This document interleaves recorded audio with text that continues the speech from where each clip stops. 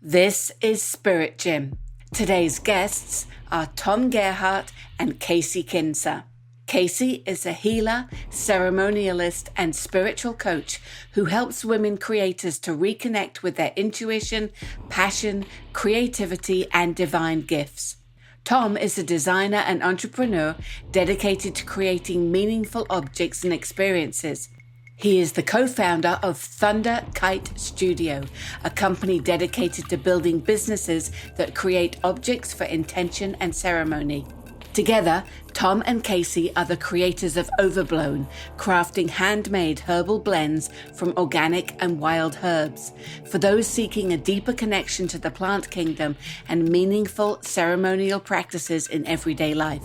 Thank you for listening to this podcast, which would not be possible without you, our subscribers, and also our premier sponsors, Organifi, Paleo Valley, Bioptimizers, and Wild Pastures.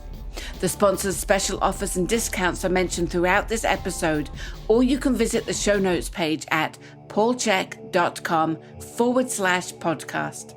Hello, everybody. Welcome to Spirit Gym with Paul CHEK. Our title for our show today is Vaporizing Nature for Well-Being. Not to destroy it, but to love it, to nurture it, and to embody it. My guests today are Tom Gerhardt and Kacie Kinzer, who are two amazing people that I met through happen chance. I happened to be in Austin recording podcasts, and my first stop was the amazing Cal Callahan, the Unlearn podcast. Highly recommend it, by the way. And by happen chance, we got to Cal's house about an hour early, just because the schedule mixed up, and he told us how to get in and where the vaporizer and the herbs were. And I started digging through his drawer, and I found some herbs by a company called Overblown Herbs. And I thought, wow, what's this? So I set it up, and there was one called Flow State, and I was a bit jet lagged and tired. And that happened to be the same day I found about Update, which is quite a surprise. And I mixed up a bag of herbs, and wow, it straightened my brain right out, and I felt ready to rock and roll. And so when Cal came, I said, where in the hell did you get these herbs? And so he turned me on to Tom and Kacie, and we've since met and come to realize we have a lot of common interests and things we'd love to share with you today. And I really wanted to share Tom and Kacie and Overblown Herbs with you guys because, as you're about to see, they're very deep into this. And Kacie's a master at mixing these herbs. The Overblown herb blends are, excuse me for saying this, but fucking awesome. And have great body, great flavor. Probably the best combination of herbs across the board I've ever found through any company, period. And unlike a lot of companies that sell vaporizing herbs, their chunks are too big, so they don't vaporize very well. But Tom and Kacie have a beautiful balance of the right size and the right mix for getting a good vaporizing experience. So I'm really excited to share them today. We're going to have a conversation that goes into a lot more than just vaporizing, about the deep spiritual connection and the use of, and many other things I think you'll find fascinating, even how we connect to and communicate with plants, trees, and the spirits. So Tom and Kacie, it is a pleasure to have you guys. Welcome. Thank you, Paul. We're so happy to be here. Thanks for having us. Yeah, as I've shared with you, I was super excited to find your herbal blends, and I was even more excited when I got the actual fresh ones from you guys, because Cal's were probably, I don't know how old, but yeah. Fortunately I had some animal essences with me and things to moisten the bag up. But once I got the fresh ones, I'm like, wow, this is a whole new ball game even again.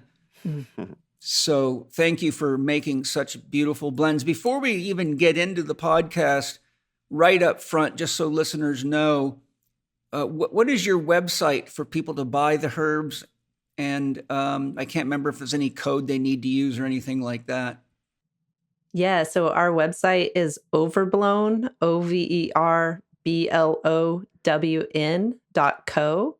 And we have a discount for your listeners of 15% if they use Spirit Gym 15. They can get a discount, and that's on top of existing discounts that we have on the website if you buy more than one blend. So they should get a nice little discount and allow them to try whatever they want and establish a relationship, hopefully. So Yes, and we'll go through the blends and we'll be talking about sort of the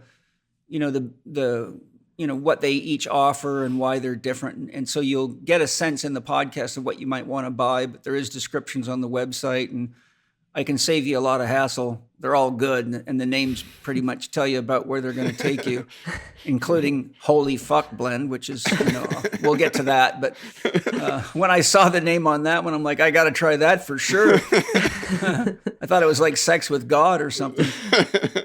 But fortunately, I'm blessed in that area of my life, so it's sex with God regularly over here. Nice. But, to begin with, I'd love the listeners to get to know you guys and a sense of who you are as people and what your spiritual philosophy or way of relating is. So I'll let you fight over who gets to go first. Well, we should go ladies first, since that's the polite thing to do. Yeah, and I'm not one of these weird people that doesn't know what a woman is. So thank you, Kacie, for being here and being so beautiful.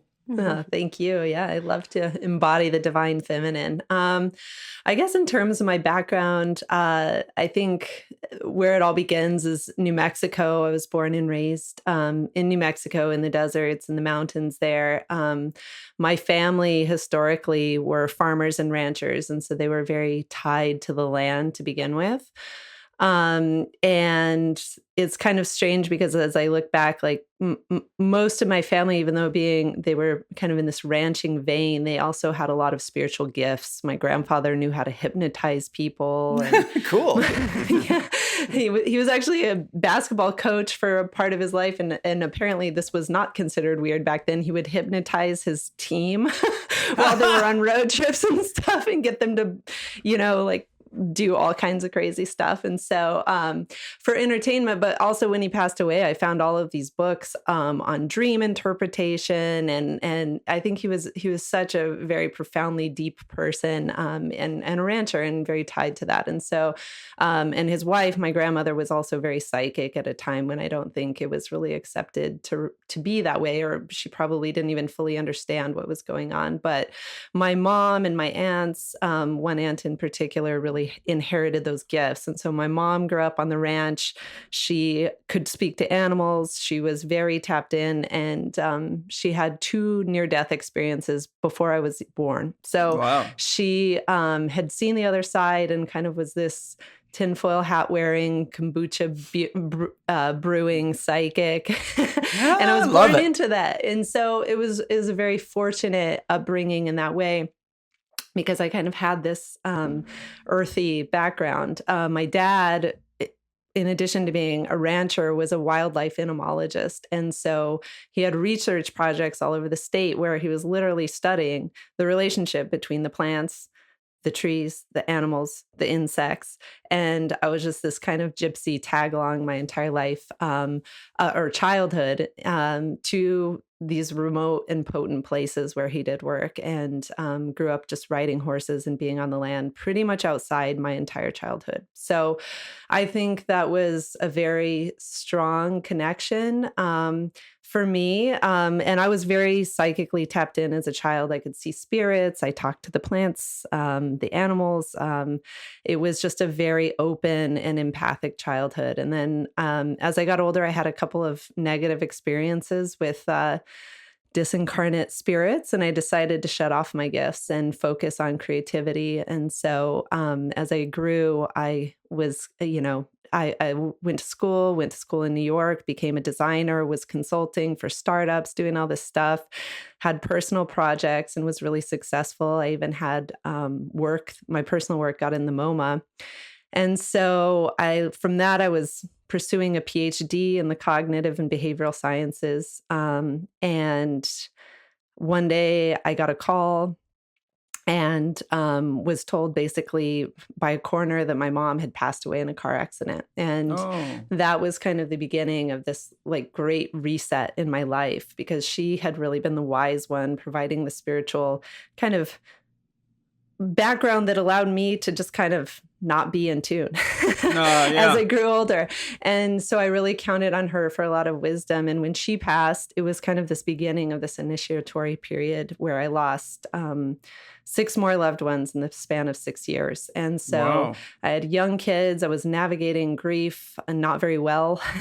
And when my dad finally passed, I had this massive spiritual reawakening. And so that's kind of bringing me today, with all the things that I'm doing. I quit my PhD program. I started studying shamanism, shamanistic healing with the Quero shamans in Peru, and basically learning every single modality I could, because whenever I get turned on to something, I go really, really deep. And I just saw this as the path that kind of led me forward in all aspects of my being. So I do that now. And that's great. Well, you're very much like, I can't wait for you to meet Angie. You two will be peas in the pod, baby. I can't wait to meet her too. It's awesome. Cool. Well, great story. Tom, let's hear about you. Yeah. So I'm married to Kacie. So we're a team, and I'm, at heart, like a maker.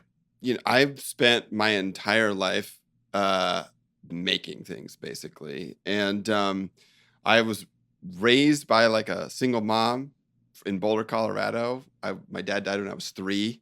So I had this kind of, childhood experience that was pretty great. She was like a counselor, and I think I had like a really just like amazing, like really heart-centered like childhood.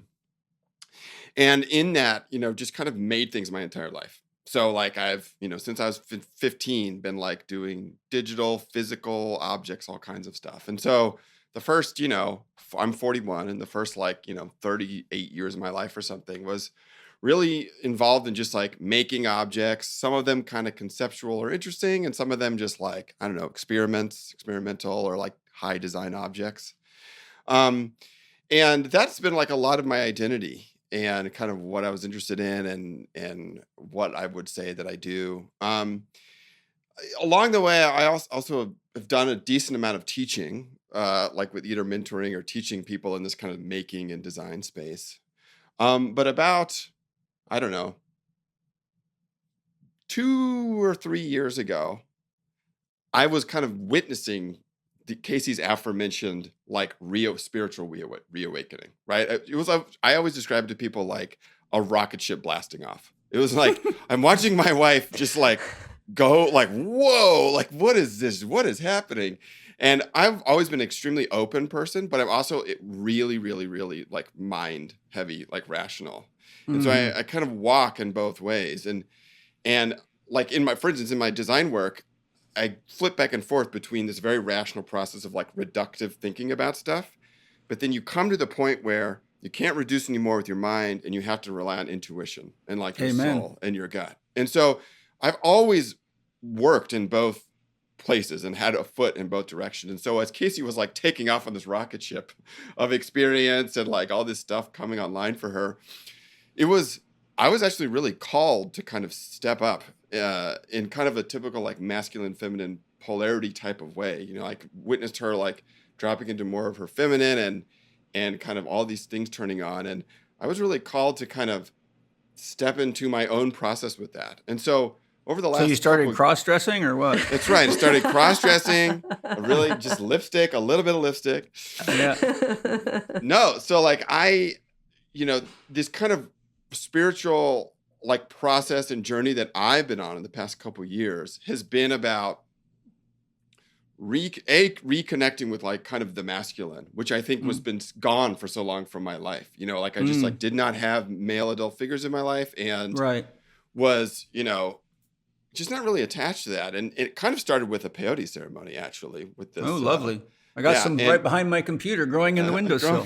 That's great. So yeah, it was like with a really great facilitator, Russ Neeson. And, he kind of brought some of these like big ideas of like polarity and all these things that were kind of confronting at first. But over my journey the past couple of years, I've been really kind of just on this journey of learning to kind of feel again and find stillness again in my mind. So like I've been on such a treadmill of just like mind. And it was working in my life well.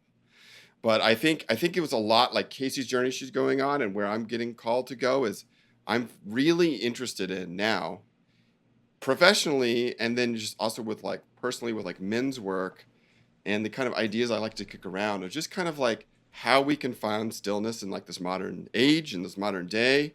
And especially I think people that are more on the kind of like mind space, like what practices and techniques can get us to find that stillness and like intuition again. And so that's kind of where I come from. This is like, I'm interested in making and designing and building things, but I am really interested in like how that can be a tool, either like borrowing from kind of like more ancient traditional practices or new modern ones that we're making. Like, how can we make tools to kind of ritualize and help us reconnect to like the earth and stillness and like source? So that's kind of how I come at this, kind of in this mechanical way in some ways, but yeah, that's great. I think once you get into Spirit Gym, you're not only going to have your mind blown, but you're going to get all sorts of insights and intuitions and ideas and soul downloads. And because there's a lot in the line of what you were just talking about in there, I think both of you will have a heyday in there. Hopefully, yeah, no, I'm looking forward to it. Well, that's cool. I love that. I think, Penny is very mathematical, logical, and very practical bottom line person, and I'm very intuitive and psychic and right brain. So Penny's like the left brain, I'm the right brain, and Angie, she's very much like me, but she also has a strong left brain. She's quite balanced and capable of walking in both worlds. So the two of them, actually, when we did psychological testing before we created our three-way marriage ceremony, it turned out in Jung's what's the name of that test? It's a real popular one. You guys would know it. All sorts of corporations use it for seeing compatibility between people and what your psychological profile is. But anyhow, Penny and Angie turned out to have the exact same profile, but inverted. Oh, wow. So where Angie is strong, Penny's weak, and where Penny's weak, Angie's strong. It was like a mirror of each other. And so and all three of us in every direction turned out to be highly compatible. And so we've had this beautiful harmony for 13 years, and Penny and I 28 years. But I'm just hearing, you guys are what I call the lock and key fit, right? Just like a key has bumps on it to push the tumblers up so the lock will turn. So wherever we have a bump, our partner needs to be the receiver, and where they have a bump, we need to be the receiver. Yeah. And I think where a lot of people run into trouble is they feel threatened by the bumps, and instead of receiving, like both of these women I'm with are geniuses. And Penny told me early in our relationship how nice it was to have a man that really just loved her intelligence, because so many men felt threatened by it. Yeah. And I'm like, well, you are like 10 times smarter than most human beings on the planet, so it could be pretty scary for a lot of guys. But I'm like, go, baby. Bring the it more on. Horsepower I got, the better. Yeah, absolutely. And I feel that way, like often, all the time, basically. Paul, I resonate with what you're saying. And I think to me, that has been such the, I mentioned polarity a little bit, but like, to me, that is the real trick, I think, in like just like couples relating is just really learning how to have capacity for one another. And I think just speaking the same language is so amazing. It's like so important. And so, I have friends who, either wives or the husband has kind of gone off and taken off or like gone on some journey, and one of the couple is just kind of not. And that distance, I think, can be really difficult. And so, I think we're really fortunate that somehow we're kind of organically growing together in this way. So, it's pretty great. Yeah, I've found through years and years of coaching people, I've been doing this for over 40 years, as you probably know, but developmentally speaking, I find that if one partner gets more than one chakra of development ahead of the other one, the relationship is doomed. So if one of them's centered in the third and the other one makes it to the fourth, then the person at the fourth will slowly nurture the other one up. But if the person that's in the fourth gets to the fifth before the other one climbs to the fourth, the gap is so big, they tend to feel like they've got a child instead of a partner. Yeah. So I've watched that happen over and over again. Tell us about, you've talked about your relationship with nature, Kacie, a fair bit. Tom, what's your relationship with nature like? Because we've heard the mechanical, inventive side with you, but you obviously have a connection to nature to be in relationship with Kacie, but to do all this stuff with vaporizing, I'm sure it's not just Kacie totally doing all this stuff, because I can sense your energy in these things.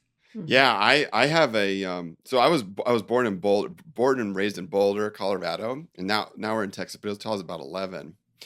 And I have this what feels like home to me is being by like a mountain stream with big rocks in it. Beautiful. I love that. And I have this kind of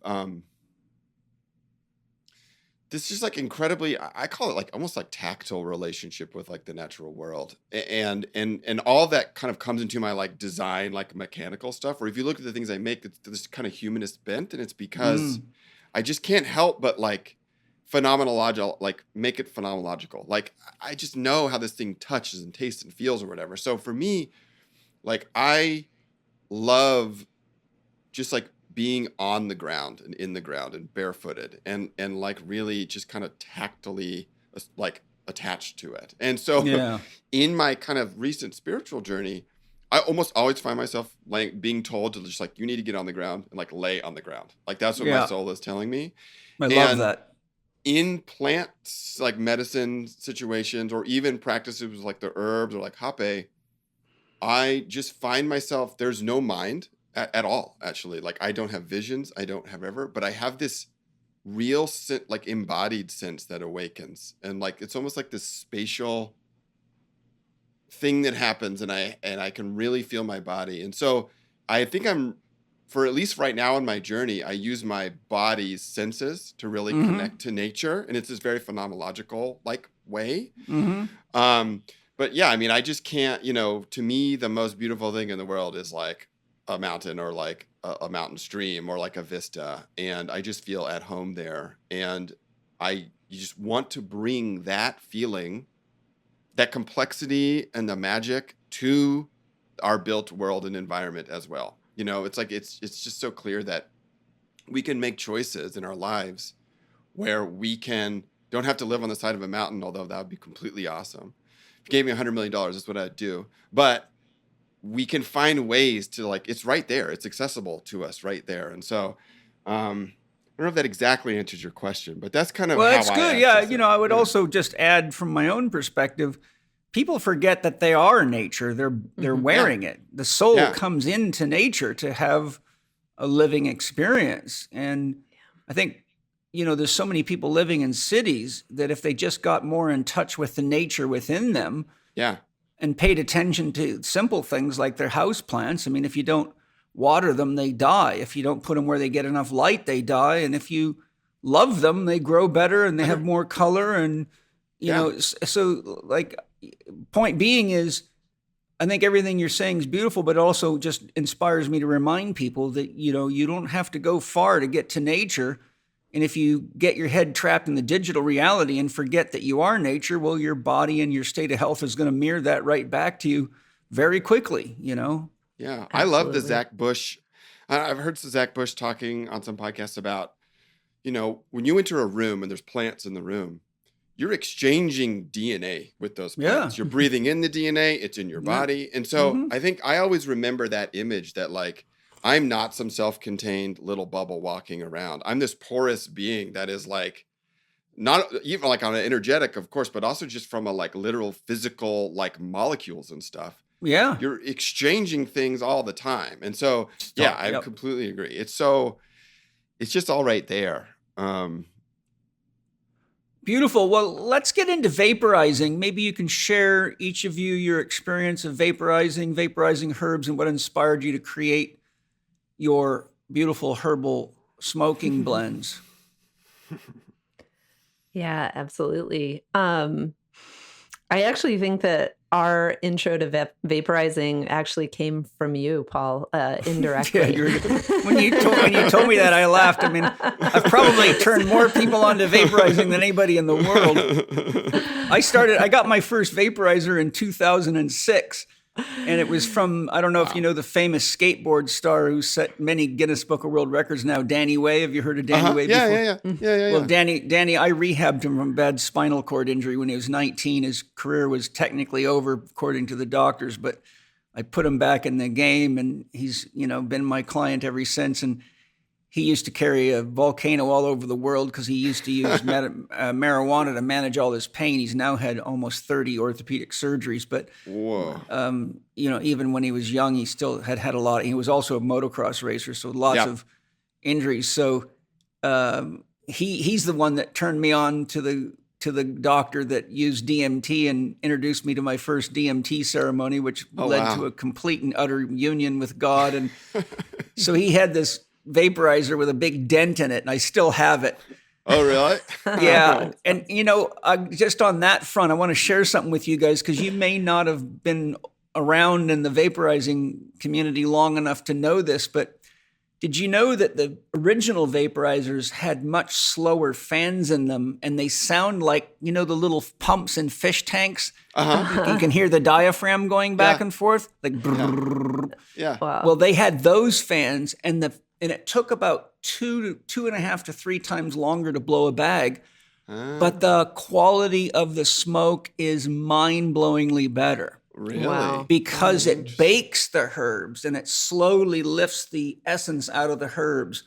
So if you guys ever come visit, I'm going to pull that vaporizer out. I use it for ceremony because it does a lot better job of baking certain medicines very beautifully. But I got a hold of the vaporizer. I got a hold of Straws and Bickle, and when they changed to these high-speed fans, and I said, you guys ruined your vaporizer. Why did you put these fast fans on? And they wrote back, everybody was complaining it took too long to make a bag.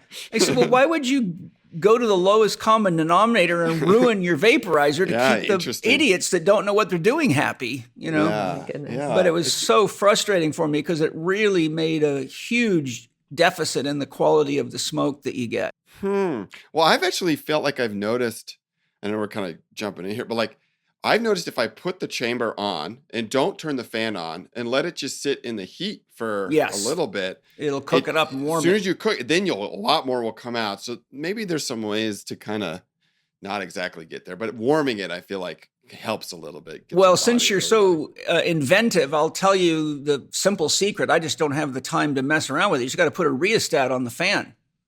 Yeah, and just like slow it down. Just like you have a light that you control the lighting of, or a ceiling fan, and then you can adjust the speed to what you want. And I've got a friend that's already done it. He's wanting to come over and show me his hopped up vaporizer. He's like you, he can create anything. And I just haven't had time, but I'm going to check it out, and maybe him and I will start a business or something. But talk about your experience of it all and everything that you want to share. Cause I think it's kind of the foundation for our bigger conversation here. Yeah. I think, so when we say it came in directly from you, I think Tom and I, we have very high vibrational friends here in Austin. We have this kind of more conscious community who are really concerned with health, wellness, well-being, spiritual practices. And so we would be going over to like somebody's house for a hang, and we'd see the Volcano, and it's like, you see these bags and you're like, what is that? I had a friend the other day, actually it was my neighbor, came over, and I was telling her, about our herb blends, and she's like, what is this? And I showed it to her, and I blew a bag, and she's like, this looks like a giant condom. So it's like a strange thing when you first see it and you're like, what's going on? And then, you start to realize, like, even in social settings, it's just such a beautiful practice to blow a bag together, to have this ritual together. And I think especially, as people are becoming more health conscious, more awakened on their path, you start to gravitate to higher vibrational experiences. And so it's not like you're going to go somewhere and have a beer or have a margarita or whatever. It's vaporizing is kind of that beautiful ritual where you can really connect to the plants and nourish your soul and your body at the same time. So that's kind of how we got into it. We bought a Volcano and started using it, and I guess have never gone back. So, Tom, do you have anything you want to add about that? Yeah. Like to me, I was interested in like fancy cocktails for a long time. There was like a decade where I even designed like cocktail tools and like had a cocktail app and all this stuff. And I see so many parallels between like vaporizing, like a dry herb vaporizer and this process and cocktails. It's like they can serve like this social function. They, in my own life, instead of like coming home and drinking like a whiskey or a tequila or something, I will come and like choose, like, oh, maybe there's a little bit of cannabis or a little bit of tobacco or just these herbs. And that is often a relief, like, or a release that's going on. Yeah. Or when you're at a party, like it's like the same chat where you'd be like, oh, what's in your bag? I did this, or what's you doing? And so although the optics of it and the word, honestly, vaporizer seems like a dirty word because when people hear vaporizer, they think those like super chemical, like synthetic, like sticks that people puff on. Right. Yeah. But poison shit. Yeah, it's like poison, where this is like literally the opposite of that, where you're taking plant matter and you're just heating it up, not to where it combusts, but to where it heats up enough to where the water molecules come out and then bring the nutrients with it into this vapor. The essence. The essence. Now, the thing that's tricky about this is the way that happens in this machine is you end up with this bag with a valve on it. And it does look like a big condom. It's like a goofy thing to have. And so when this first happened, my buddy Chase, I think, or maybe Jared, was the first like people I think we saw that were really had like been doing this. It is like what is going on here? What are you doing with this goofy thing? But I kid you not, it just like spreads like wildfire because when you have like a party or a gathering and people are doing this, they're like, oh, I get what's going on here. I really see like why this is like, people start buying vaporizers and they kind of like want to experiment in the same ways because it is this fun, playful thing. And then when you start talking about how you can use this as a tool for like meditation and connection, then it's like, oh, there's this other layer where it's not just like a drug or like a treat. It can actually be this very serious like tool that you can use. Yeah, in, like, a lot it of is ways very of life. much so.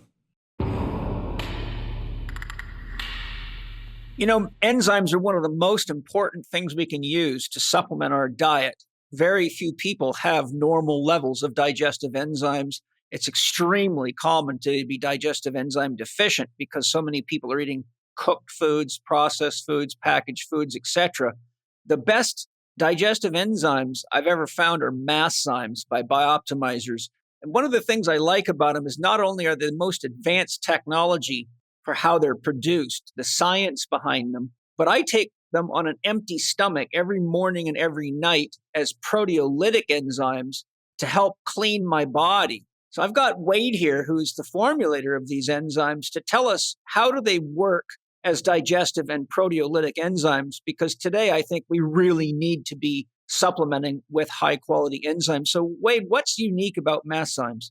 Well, one of the interesting things is undigested protein is one of the biggest contaminants that cause problem for people, whether it's in their blood or inflammatory conditions or even impairing recovery. And it's quite common amongst athletes who have high protein diets, interesting enough, who are looking to add recovery, but they're not breaking down their protein effectively. And that was my case way back in the day as a former bodybuilding champion. So we set about cultivating and developing an enzyme formulation that handled all of the amino acids in a pH range from 2 to 12, as well as providing an assortment of assistant enzymes. In other words, it doesn't just break down protein, it handles carbohydrates, it handles fats, it handles fibers, a variety of different things, and they work synergistically together to make sure that you can break down just about any food and digest it properly. Now, when you talk about the difference between enzymes, there's digestive enzymes and systemic enzymes. Systemic enzymes such as like nattokinase or serrapeptase. Well, they don't help break down digestion, but they can break down inflammation or inflammatory conditions, undigested proteins, or scarring tissue inside the body.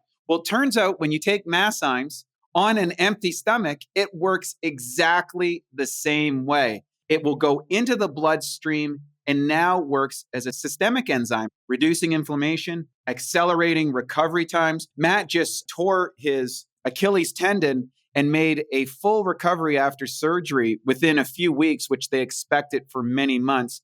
He was taking as many as 100 a day. Now, I'm not suggesting people do that, but this was an extreme condition. And the bottom line is Masszymes is great for recovery, for cleaning up undigested proteins in the system, as well for digesting just about any meal. If this isn't the best digestive enzyme or systemic enzyme that you've ever taken, you get your money back. That's the Bioptimizer guarantee. Right now, you can get a bottle of Masszymes for free. All you need to do is pay a small shipping fee, and there's no catch. There's no tricks, no forced continuity, nothing to cancel. They are so confident in their products that they offer a 365-day money-back guarantee, so I'm positive you'll be satisfied with the results. So I strongly suggest you head over to the Bioptimizer's website and grab your bottle before they either run out or take this offer away. You can try Bioptimizer's Masszymes at bioptimizers.com/living4D and get 10% off using the code PAUL10. That's bioptimizers.com/living, the number 4 and the letter D, and the code is PAUL10. Plus, Bioptimizers always have great bonuses and offers when you purchase multiple bottles. So make sure you check them out at bioptimizers.com/living4D and use the promo code PAUL10 for your 10% discount. I'm an alchemist at heart, so for me, it really allows my alchemy practice to be practical and to, I think like I shared with you, I've got all of Dr. Nick Berry's essential oils from Essential Oil Wizardry, so like 400 essential oils. So they fill multiple drawers, and I keep probably 60 or 80 of the ones I like the most. I've got mineral essences, I've got flower essences, I've got animal essences from Daniel Maple, which are just awesome. And I've probably got at least 100 different herb single and herbal blends. And so I just learn them and connect to the spirit of them. And then one of my favorite things is when someone asks me for a smoke, I said, well, what experience would you like? And they might say, well, I'm a bit clogged up.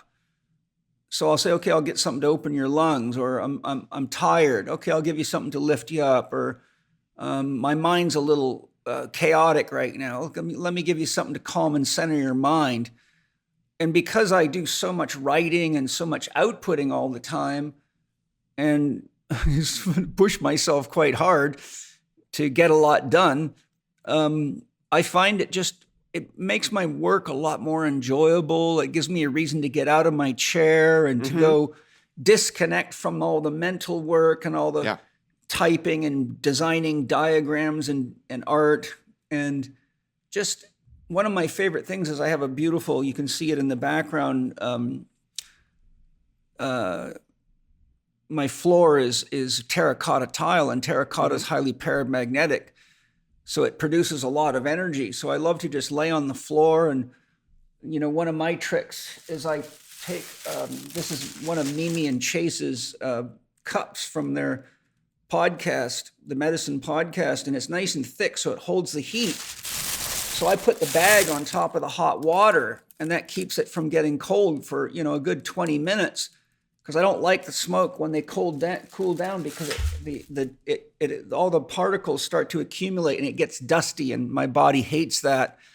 So I use this trick I developed to keep it warm, and I'll just lay on the floor and relax for a little while and pick up the energy from the stones and smoke a bag and talk to my soul or just empty my mind. And I'll tell you, I can honestly say that using my vaporizer and all the things I just mentioned has not only added a whole new level of spiritual dimension to my life and connection, but a lot more joy, because even though I love what I do, I work very, very hard. And there's times like I just wish I could just, not have so much financial responsibility and employees and pressure. And so I remember I studied Arnold Patton's Universal Laws, and one of them says, if you have the urge to do something out of duty or obligation, it's best to lay on your back and stay there until you can get up out of love. And so I really embody that practice when I feel like the duty and the obligation is starting to get heavy. I just blow myself an ice bag and get a cup of hot water and lay on the floor, and I just lay there until the sense of duty and obligation's gone. And it's really changed my life because it's given me that capacity to, take care of myself a little bit and have a celebration of life with myself as needed. And I think it's just a beautiful thing that so many people that are busy and work hard and really resort largely to alcohol to create a state shift. And alcohol is such just a shitty drug.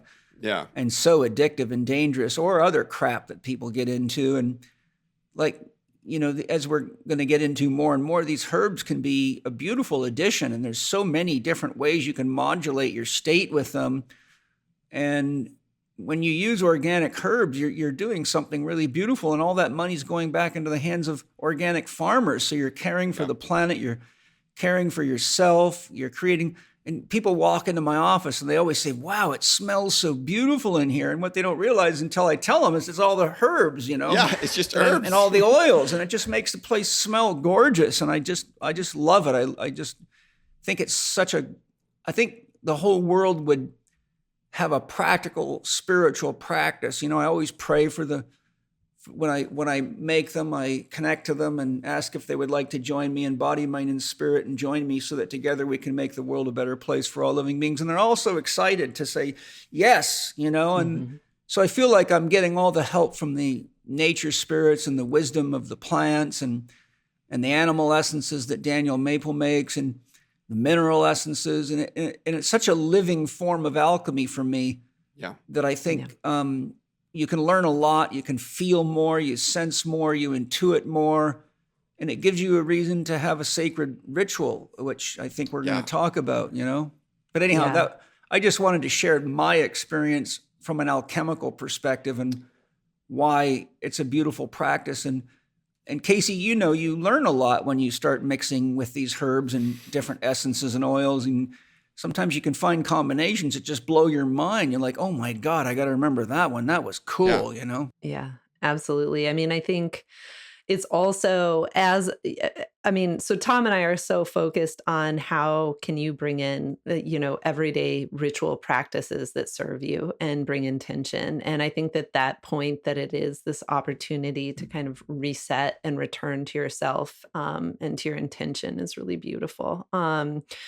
I also wanted to say in relation to you describing kind of how you consume your bags, it's almost like the way Tom and I have talked about it together is like, it's almost like sipping a tea, right? Like the beauty of a bag is that you can prolong this experience, this ritual, and sit with it. It's really, truly a meditative practice that helps you come back into yourself and into your senses through taste, through smell, through actually like physically holding it. I think our mouths, want that kiss. Sometimes it's like a beautiful, I've never smoked. I have no interest in terms of like cigarettes, but I think that that's half the appeal for many people is they're very tactily or orally oriented. And so they having this experience where they can hold something and move their hands with something or touch it to their lips is actually a very beautiful and sensuous experience. And so bags kind of reconnect us to that like sensuality that I think we lack a lot in the daily grind. And so just wanted to kind of chime in with that because it is such a beautiful thing that you can bring in and really have serve you. And then, in terms of working with the herbs, I think that if anybody takes anything from this podcast, I'd like for them to feel so empowered to begin to explore a relationship with herbs themselves. Our blends are amazing. I'm happy to talk all about them, but really how we came to this, after we got our Volcano, we were buying a lot of blends that you can get on the internet or locally and just kind of trying them out. And Tom and I were thinking, we need to be really creative today, or we have these practices that we need more support in. And these blends that are kind of existing aren't connecting, they aren't resonating in the way that we wanted them to. And so that's kind of how I got really deep into this exploration of crafting these blends and working with these plants in this way, because we really saw an opportunity to transform our lives through our relationship with them. And I think anybody can do that, right? It's a way to develop your intuition. It's a way to connect back with nature, which we are all a part of, with God, with source through plants. And so, you can even start when you're early on in your practice working with a single herb. Like I love blue lotus, and the Egyptians, I mean, it was such a sacred and incredible herb. They smoked it all day, every day, as far as I can tell.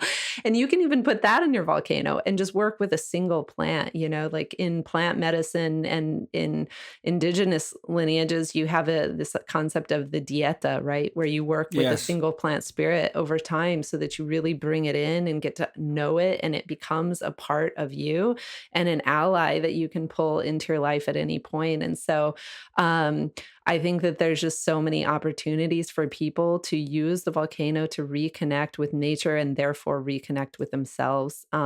So yeah, I just wanted to chime in with those points, because for us, really, I mean, it was like when I first started this, I was kind of doing these dietas with all of these little plant spirits that I had known or experienced in my childhood, and that came back to me because I am so, I mean, I have all my Claire's fairly fully open now. And I just connect with them, and they teach me how they want to be used and how they can support us. And it needs to be like a thing that's coming from the heart and from connection. And you can do amazing things with their spirits because they want to help. They don't understand how we've become so lost from ourselves. Exactly. They tell me that. They tell me that. Yeah. And it's like, I mean, even from one thing that initially I was exploring for a really long time, because I am a healer now and I work with healing others. And we work a lot through the chakras, and you can even begin to experiment with plants from the perspective of like colors and resonance with chakras. And so, like rose, for example, the reds, or the beautiful, like yellow of calendula, and how that can connect with your solar plexus chakra and bring in the sun back into your body to feel your power and your ability to manifest. There's so many ways that you can explore with this, and I want people to feel empowered to do that as a intuitive practice that shapes their ritual practice. Yeah, I just wrote a couple of notes. Have you finished? I don't want to cut you off. Go ahead. I'm going to tell you two things that rose up. One of them's quite friggin' mind-blowing. To this day, it still blows my mind. Sometimes a bag will get cold, and my body doesn't want it when it's cold like that. So I'll say to my plants and my trees, when anyone likes some smoke, they love it. So I blow it on them, just like a smudging, but they love bringing that in, and so just the way they inhale our CO2 and we inhale their oxygen, they seem to really have an affinity, and they like the vibration of it and the intention of it. It's like air fertilizer or something. Yeah, I think it's just the love of our willingness to connect and share with them. It's like, I'd love to share with you. Cool, man. Yeah.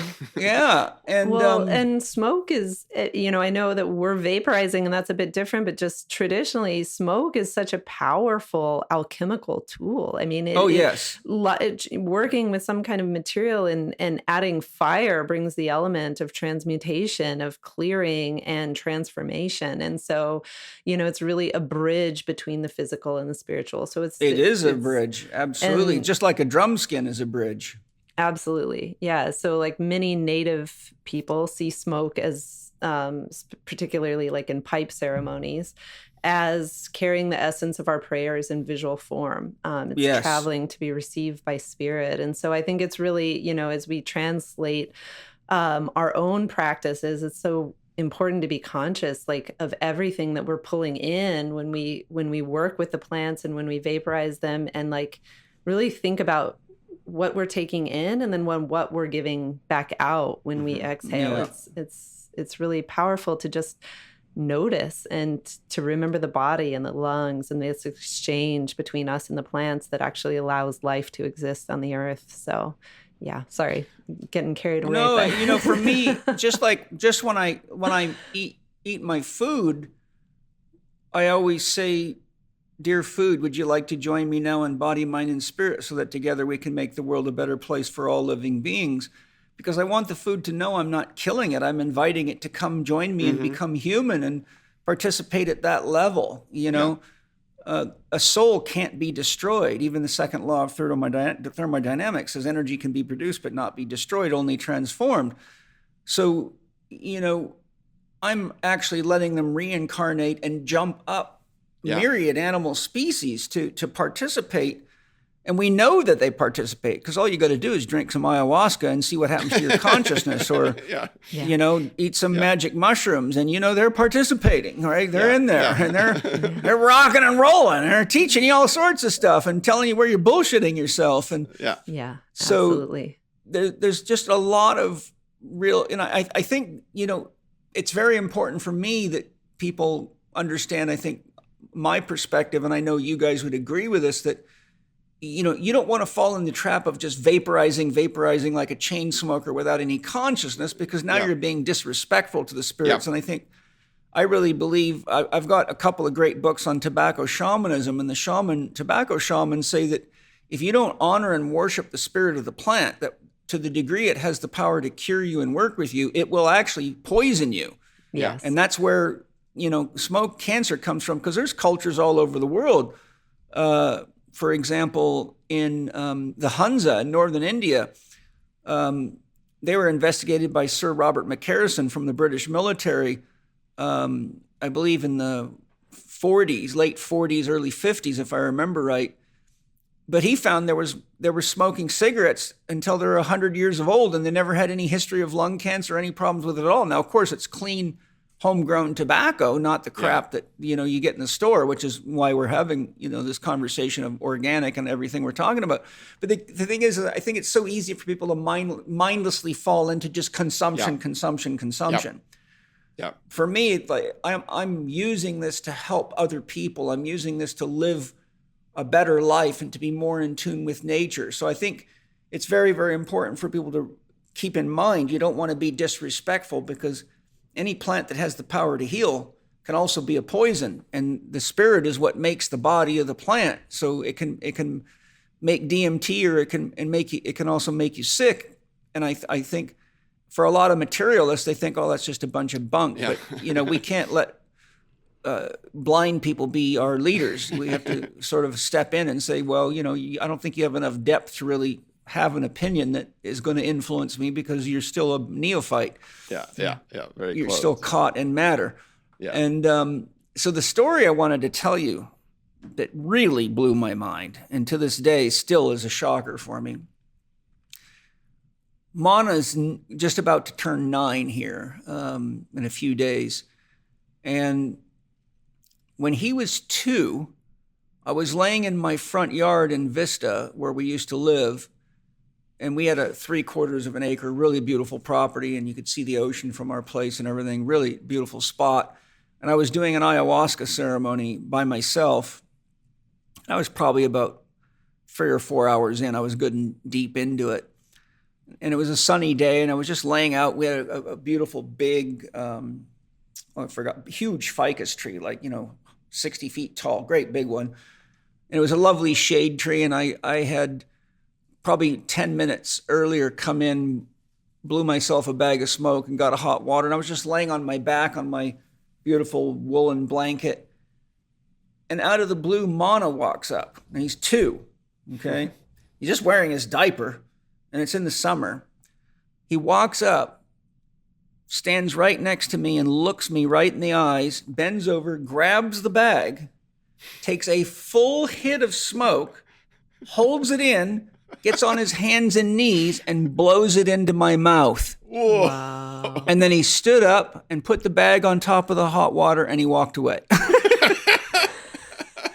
And I'm like, that's a shamanic practice. Yeah, like, I was about to say, what's the shaman? like, he's blowing his spirit into me, you know? And I'm like, this is the kind of stuff I do to people. And he's never seen me do that before, because I don't do ceremonies with kids hanging around. But at this particular time. But anyhow, that was such a shocking thing to me. And when I told Angie and Penny, they were like, oh my God. And the funny thing is, the kids every now and then will want to try the smoke because they're curious. Yeah. And I know they're not going to like it, so I'll give it to them. And they always cough it out. But that day, for some reason, he took a full hit and blew it into me and didn't flinch like nothing and walked away like it was just something he'd done a million times. And I spent the rest of the day completely stunned about what just happened, Yeah, so what was moving through him? That's an he's probably done it a million times in another life. Yeah.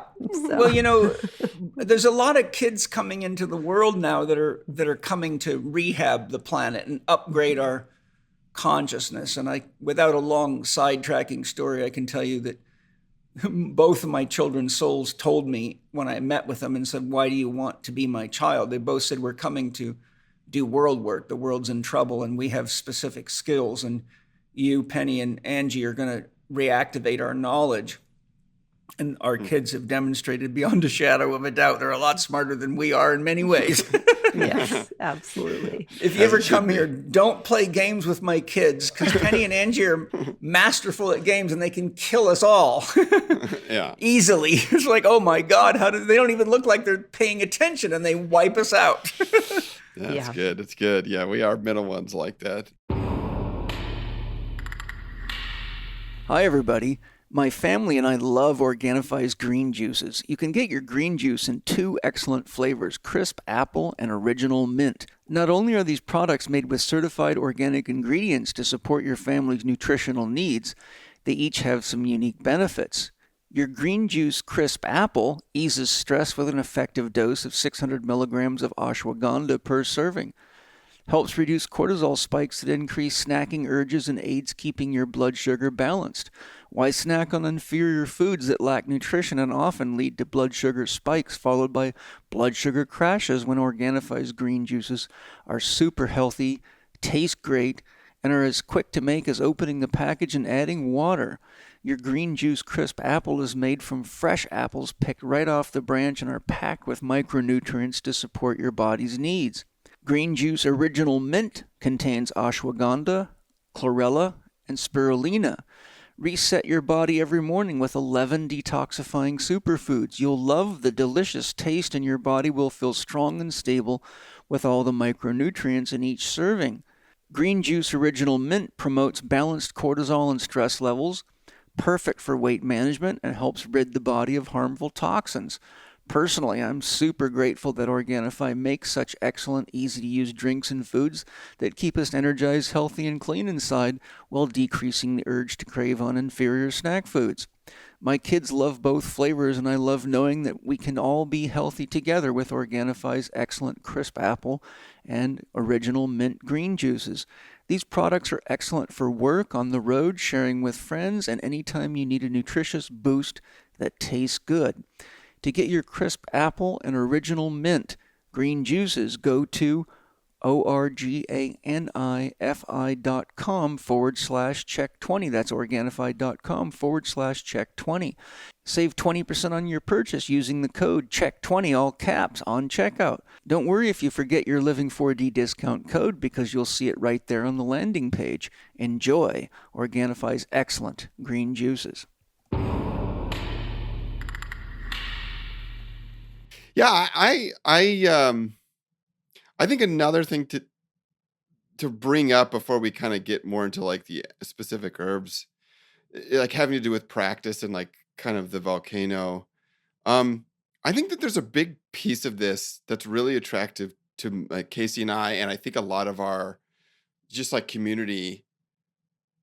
And I would say the difference between us now and us from 5 years ago is our kind of deep faith in how much power resides in our body and how that can be a connection to the divine, and how really taking care of the body and what you put in it and the practices, that's like the whole game, right? It's like this thing. And so once you start you understand that, it's kind of like the only thing you want to talk about and be interested in. It's just kind of like that. And so for me, the volcano is this amazing tool, and you already mentioned this, Paul, with like the alchemist in you, right? It's like you get to have this tool where you have almost like complete agency on how you want to have this thing, get nutrients of kind of whatever you want into your body, right? And so you have this amazing tool where you can choose like, oh, I'm going to do this meditation practice, and so I can choose this, this, or this and put it in, or I can mix it in this way. And so it's almost like a painter set or something. It's like that fundamental of a tool in my mind, where it's like imagine like you're trying to be a painter, but you didn't have like a palette and like a set of, or like a paintbrush, or like literally that plate that you use to smush the paint around, right? Like, yeah, the Volcano for me represents this like almost fundamental tool of being able to interact with plants, like you said, daily in my life. Because I can walk down there and then have this experience and have this break and be able to kind of ground myself and then have this relationship with the plant. So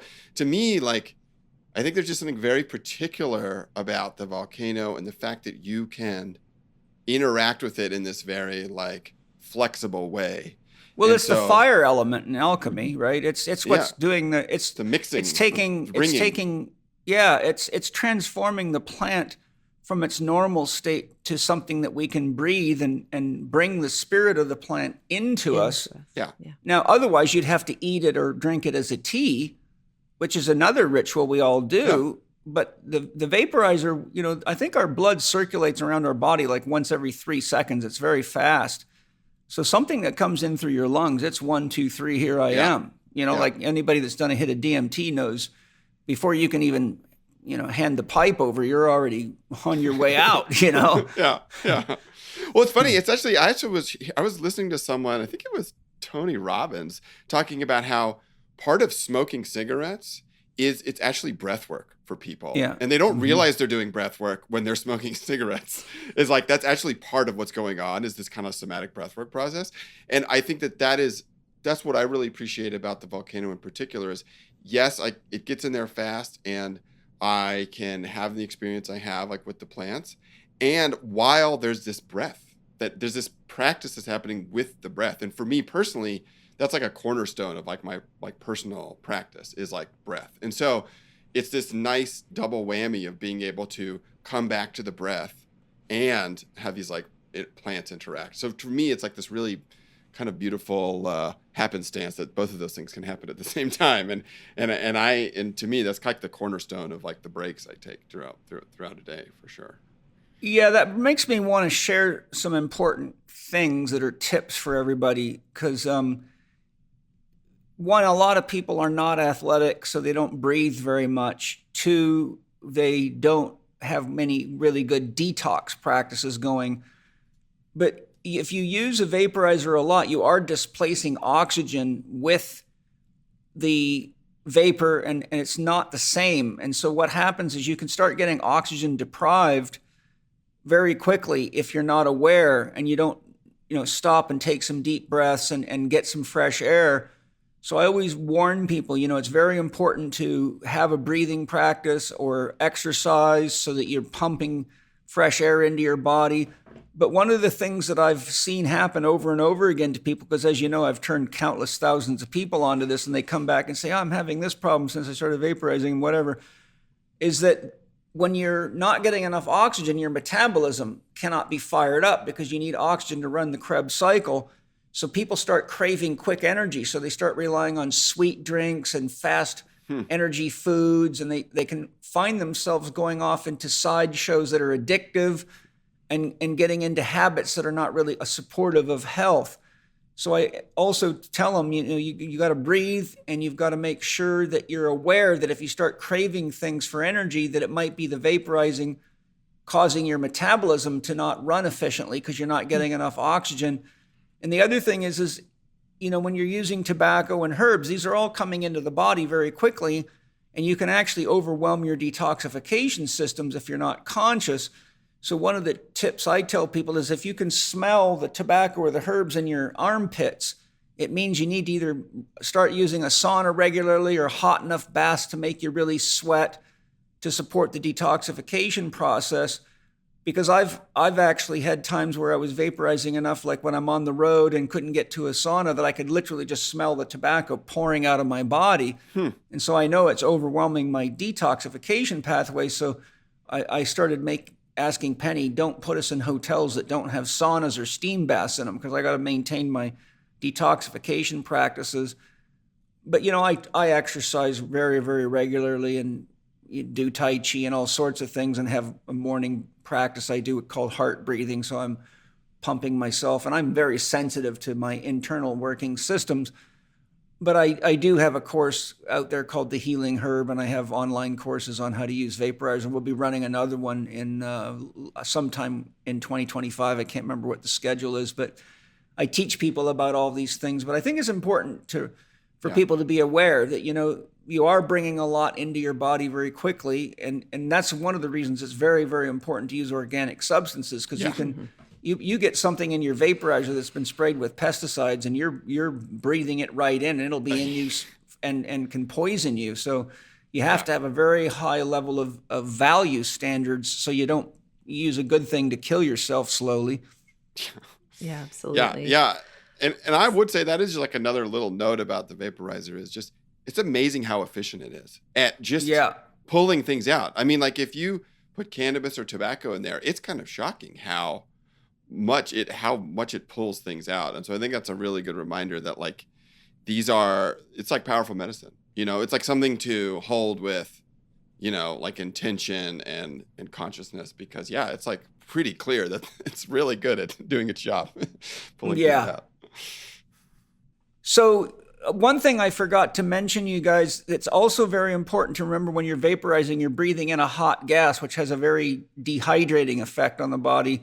So it's very important to drink plenty of water, or you're going to find your mental functioning decreasing, your energy levels dropping. And what most people do inadvertently is they smoke more and more bags, trying to pick themselves up, not realizing that you got to drink water.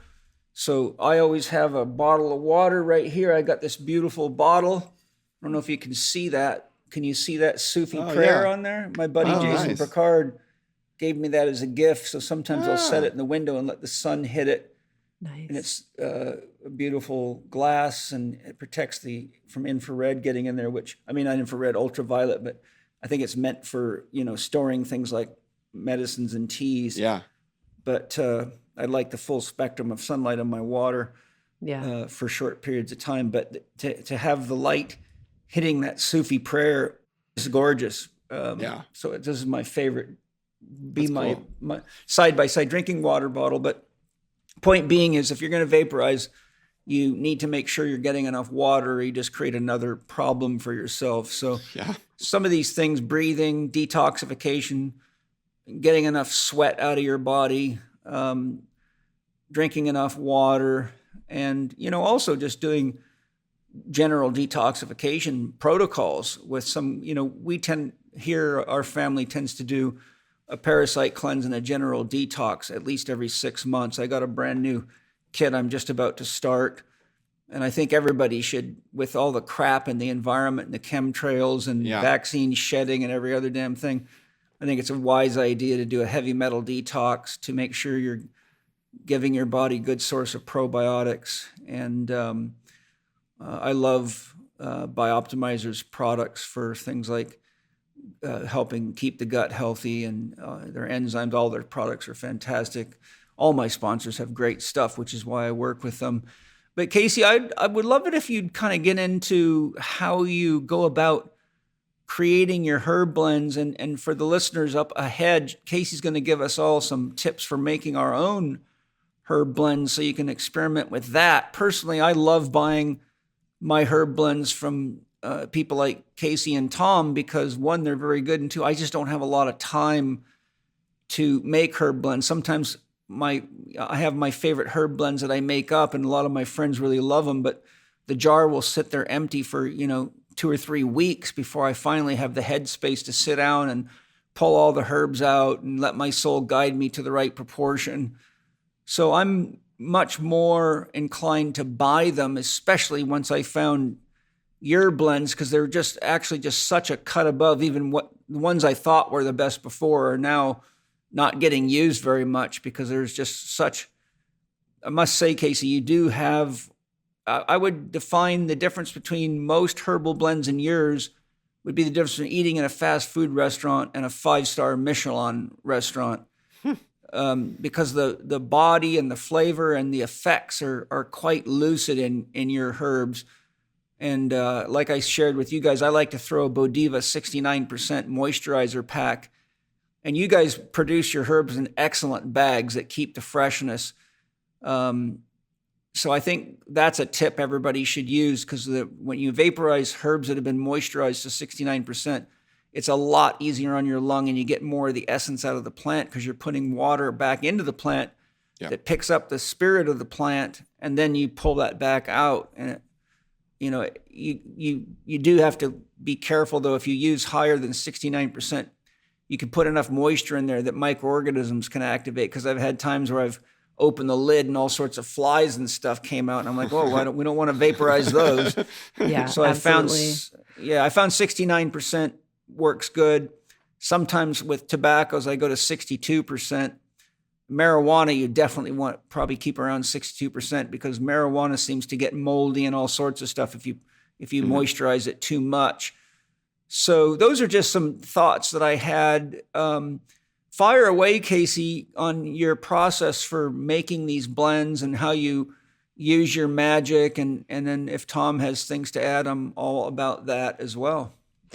Yeah, thank you for that extreme compliment, Paul. I mean, I'm glad that what we're creating resonates with you. I think for me, because these blends originated as something that I was creating for ourselves, for Tom and I's consumption only, it was for me an energetic practice. Like, the shamans see every act of creation as a ceremony, if done in a good way. And so for me, this was like a process of seeing how deeply I could create like a spiritual connection to these spirits that supported us in these activities that we wanted to do every day. And I can go into kind of some of the blends that came out of that.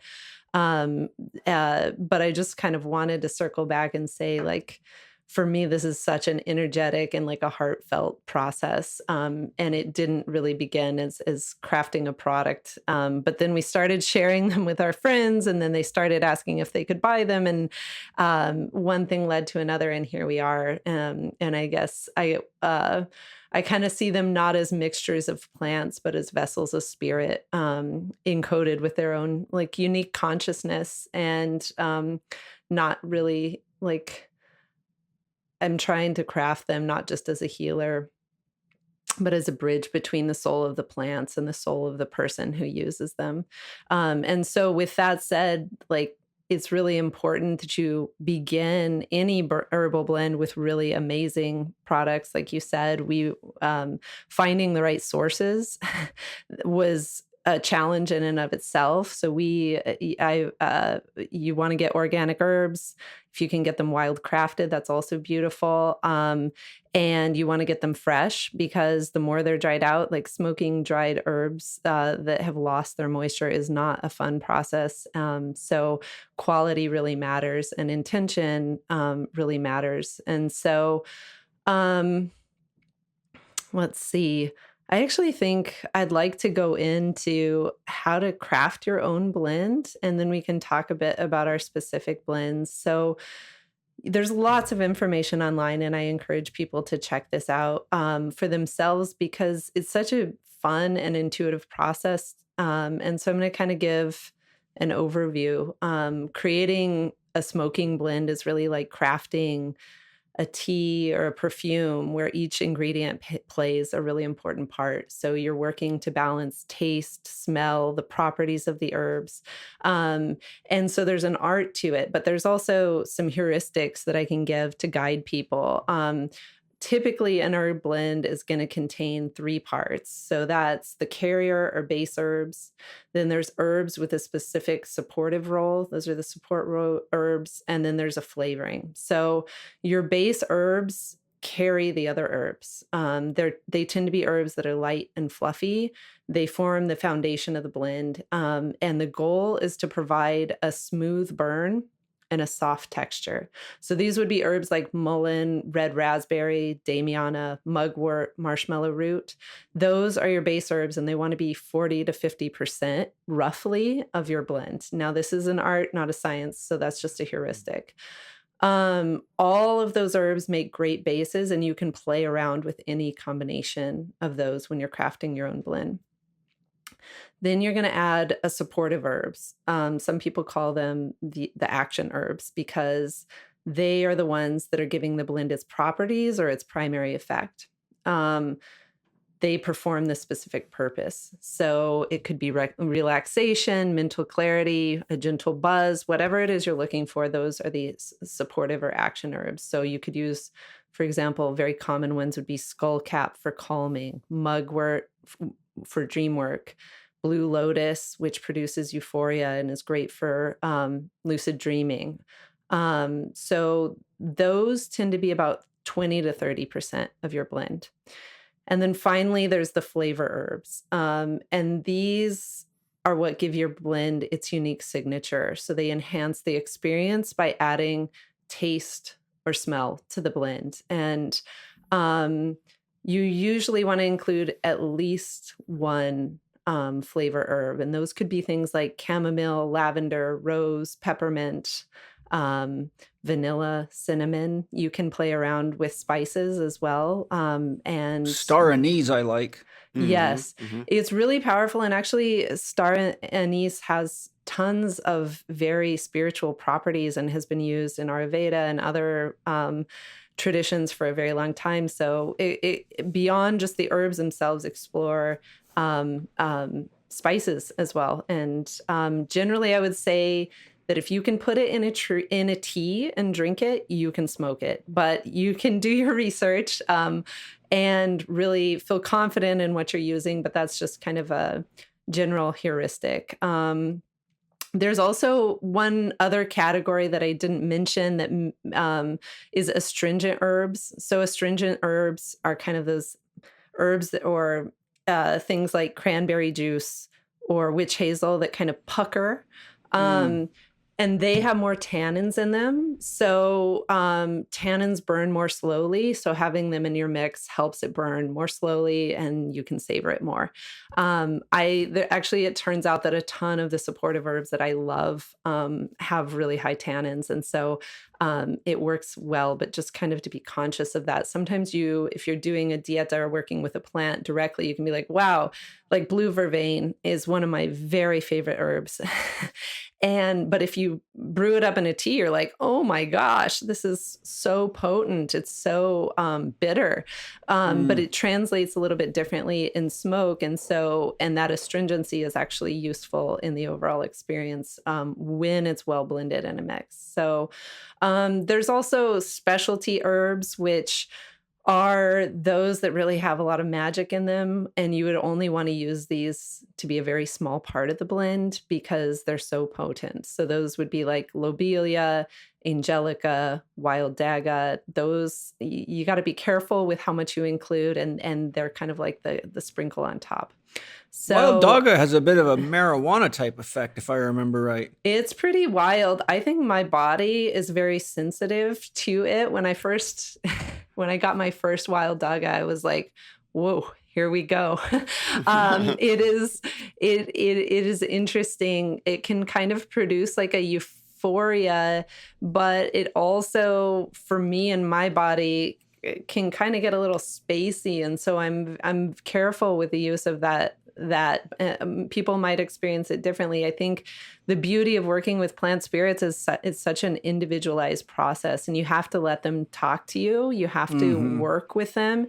You have to listen to them, and then you have to listen to your own body when you're consuming them, so that your spirit and their spirits are aligned for your highest good and to serve whatever purpose it is that you're wanting to achieve with that ritual. So the other thing I want to share is that when you're playing around with crafting blends, I highly recommend that you experiment. You're going to feel like a little Zen master, because herbs are very expensive if they're high quality. And when you're playing around with this, you don't want to be putting like a cup of something in and another cup of something and then have a ton of herbs that aren't exactly hitting the mark. So play around with like a tablespoon, a teaspoon of the base, and then you'll have this little thing, and it feels so precious, but it allows you to really tweak and be more experimental without using all of your herbs at once. That's a great idea. Yeah. And it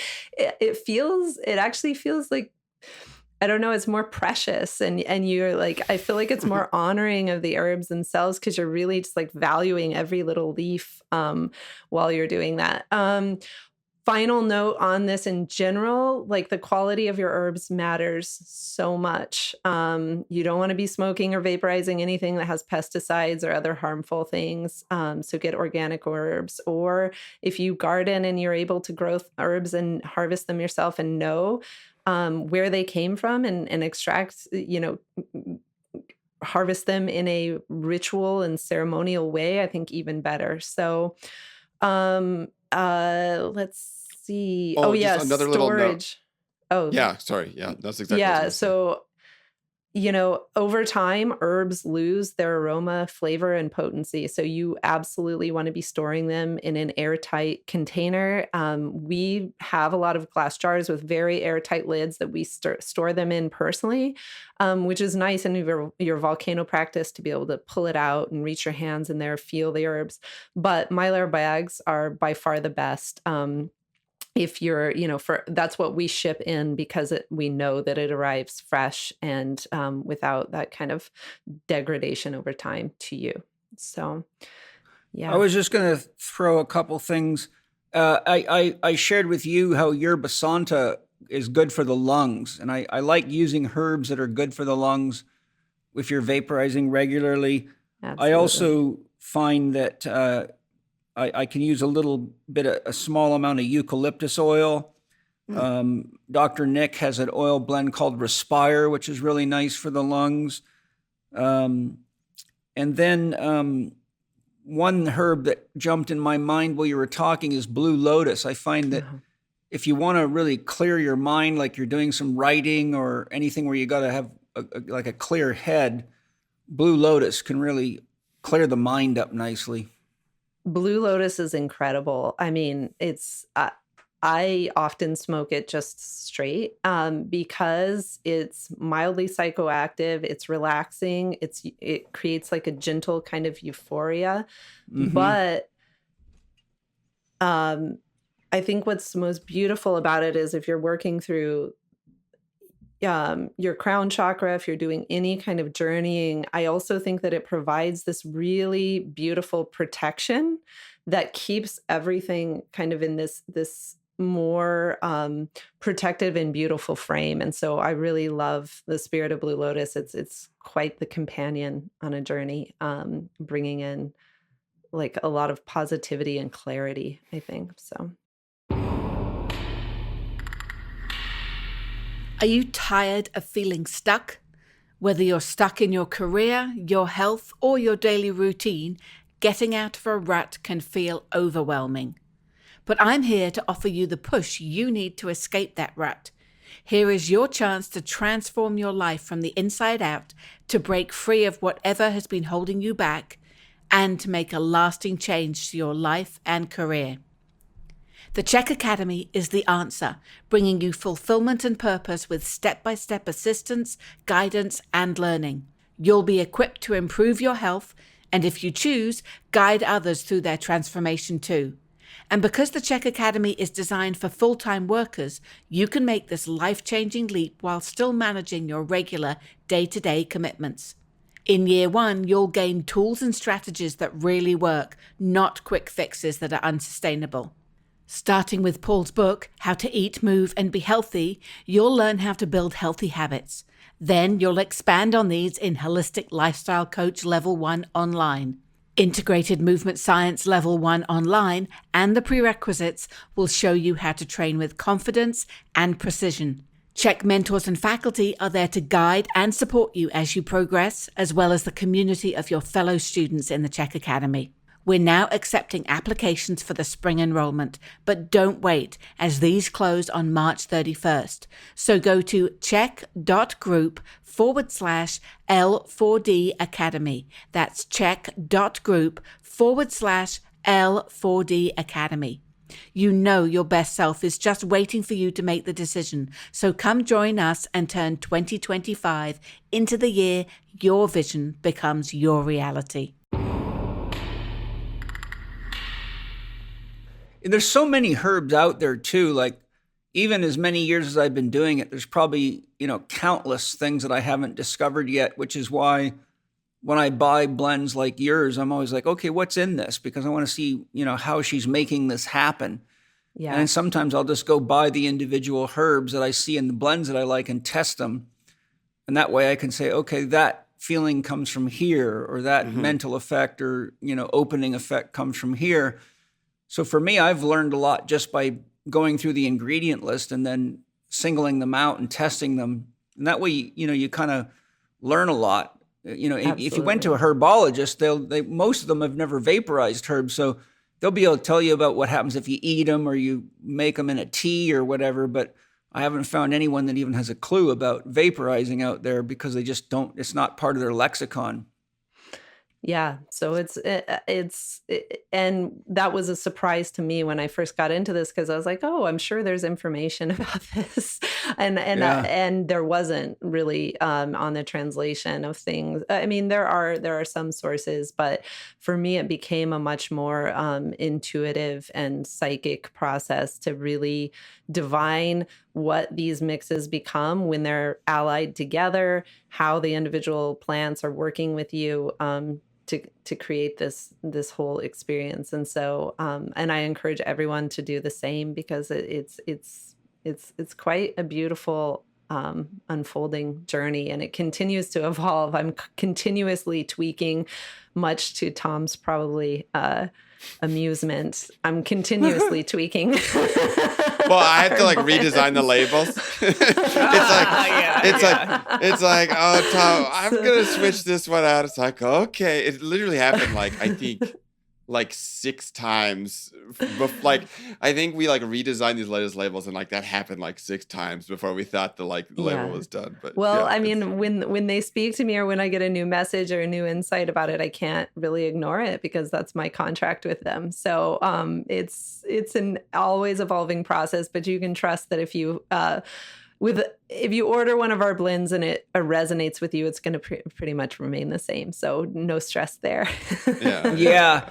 I think too, one tip I would share for people is you want to be aware of which herbs have an opening effect and bring you up maybe into a mental space, and which ones take you down and in and are more relaxing or more body centered. Yeah. Because if you put those two together in the same mix, you can get what I would describe as a tension effect. It's kind of like herbs that just don't harmonize with each other. Right. I've done a lot of research in psychedelics, and I can tell you an example of plant medicine. Years and years ago, I thought, I wonder what'll happen if I mix ayahuasca with LSD. Oh dear. That's something I do not recommend. Yeah, that does feel very different. The ayahuasca is very down, earthy, and kind of a nighttime experience, and the LSD is like pure sunshine. Yeah. And I'll tell you what, the field of tension that was created in me was intense. Yeah. And it was like, to that date, I'd never purged on an ayahuasca journey. I've probably done, 60 or 70 of them. But man, once that LSD and the ayahuasca started dancing together, boy, I was purging out both ends. I'm like, wow, I've never had that happen to me. I can normally just calm my body and breathe through it and tell my body it's medicine. Don't worry, just relax. But when those two got together, there was no talking about anything. It was goodness. Sprinting to the toilet fast. Well, I suppose that is a fuck around and find out kind of situation. Well, hey, alchemists sometimes die,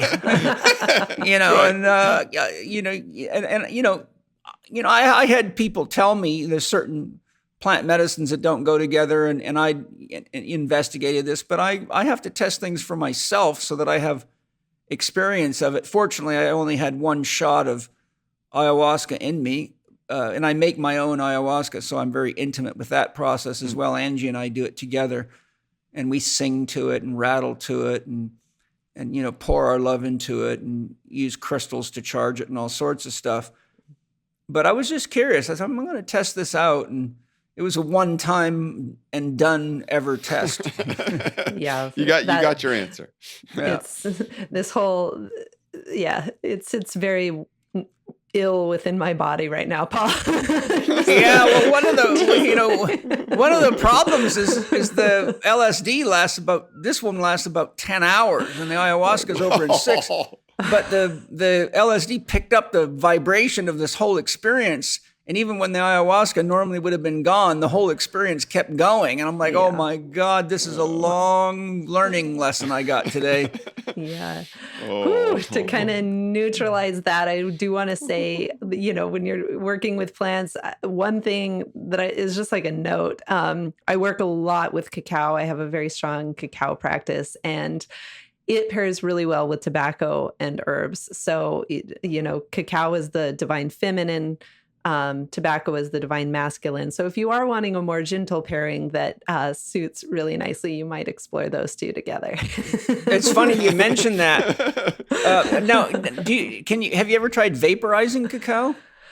I have not vaporized. Actually, that's not true. I think I have a little bit, yes, but I was worried about kind of the residue with that. So you should enlighten me on how that went for you, Paul. I didn't try it. I have tried vaporizing various, psychoactive mushrooms, but I find it kind of just wastes the mushrooms because you get a little edge glow, but it's gone in like 10 minutes. Mm. And I thought, God, these are because I only use the best mushrooms you can possibly get from really skilled growers. And I thought, I don't want to take a really medicinal mushroom like this and just get so little out of it. So I stopped. I tried it 2 or 3 times. Like, this, from an inner spiritual perspective, I felt like it's just the wrong vehicle for delivering this medicine. Right.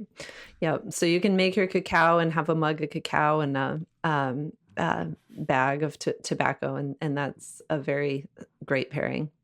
Well, it's funny you mentioned that because yesterday, one of our students, we've got an Integrated Movement Science 1 class going on. It's quite full. And one of the students makes their own cacao products and gave us a beautiful big couple of bars of their homemade cacao. I have to be very careful with cacao. My body doesn't like it at all. It'll make my skin break out. And I love it psychologically, but physiologically, my body just does not like that. I have to be super careful with chocolate or any of that kind of stuff. But I thought I got to go try that cacao and just, get a little afternoon lift off of that stuff. Cause I really wish I could do it because, it's a synergist with psychoactive mushrooms as well. Those two go together really good. Yeah. I think a lot of people use cacao. I've had people tell me they use cacao with ayahuasca as well. I haven't tried that. I typically just minimize my use of it because I can only take about 1 square of a chocolate bar. If I go beyond that, I'm going to pay for it. But you did remind me that I have some fresh homemade cacao waiting for me at the house. Nice. You want to go through the blends just so people can have an idea of what's on your website and sort of what the design and the intention behind them is? Yeah, so we have 6 blends that we kind of developed around certain activities that we do frequently, and we think probably most humans do frequently, to kind of elevate and bring more intention around. So our blend that you were mentioning, you were using earlier is Oracle. And Oracle was kind of more about tuning in and expanding your awareness. So that is the blend we go to when we want to have our deep mystical experiences. It's a really beautiful blend, and the main flavor of it is star anise. So it has this beautiful taste and ingredients like blue lotus, blue vervain, rose petals that kind of help you get into that elevated frequency and really experience your connection with the divine. Flow state is probably my favorite blend. I don't know, Tom, is it yours too? Yeah, by far. Although I'm actually starting to turn a little bit, but yeah, that for the longest time, that was for sure. I find them all like tools to me. I've been experimenting with them. I've gone through, a couple of bags now. So I've got a kind of a language on them. I don't know. Each one of them is very unique. Flow state is what I need when I need to do some thinking and get an energy pickup. Yeah, I need to get my mind dialed in. But I was going to ask you a question, Kacie, because I've never had the chance to ask someone like you this question. Something I found interesting is people put rose petals in mixes to lift you, but I also find people putting in rose petals in mixes that calm you. So I'm wondering, why is rose petals being used so universally? Because to me, they've always had a lifting effect on me, an opening effect, but I see them in calming blends all the time. You know what that calls to mind for me? We work with master plant medicines, and a lot of times in the lineages that we came up in for ayahuasca, for example, with the Yawanawa, when they do a ceremony, you're actually supposed to be sitting up or dancing almost the entire ceremony, right? But then when you translate that to a Western context, everybody's like on their back, just doing the deep work, right? And I think that what that says to me is that we have so much trauma, or there's so many people that go into ayahuasca journeys having so much to clear that they end up on their back, and it's impossible to view a ceremony with ayahuasca as like a huge celebration where you're dancing and singing and participating. And I think that resonates with the idea of rose as well, because rose is the highest frequency flower and maybe plant that exists. It's 320 megahertz. And I associate it a lot with the divine feminine, with the mother, with that nurturing and loving energy. And so I think when you work with rose and you're depleted, you might just experience it as very grounding, very comforting, like a mother holding you. But if you're in a higher elevation of frequency, I think you would experience it more euphorically, more like that dance and that kind of energetic vibration of joy. So I think it's kind of more what you're bringing to the plant and what the plant is able to give back to you to support you. That's a great answer.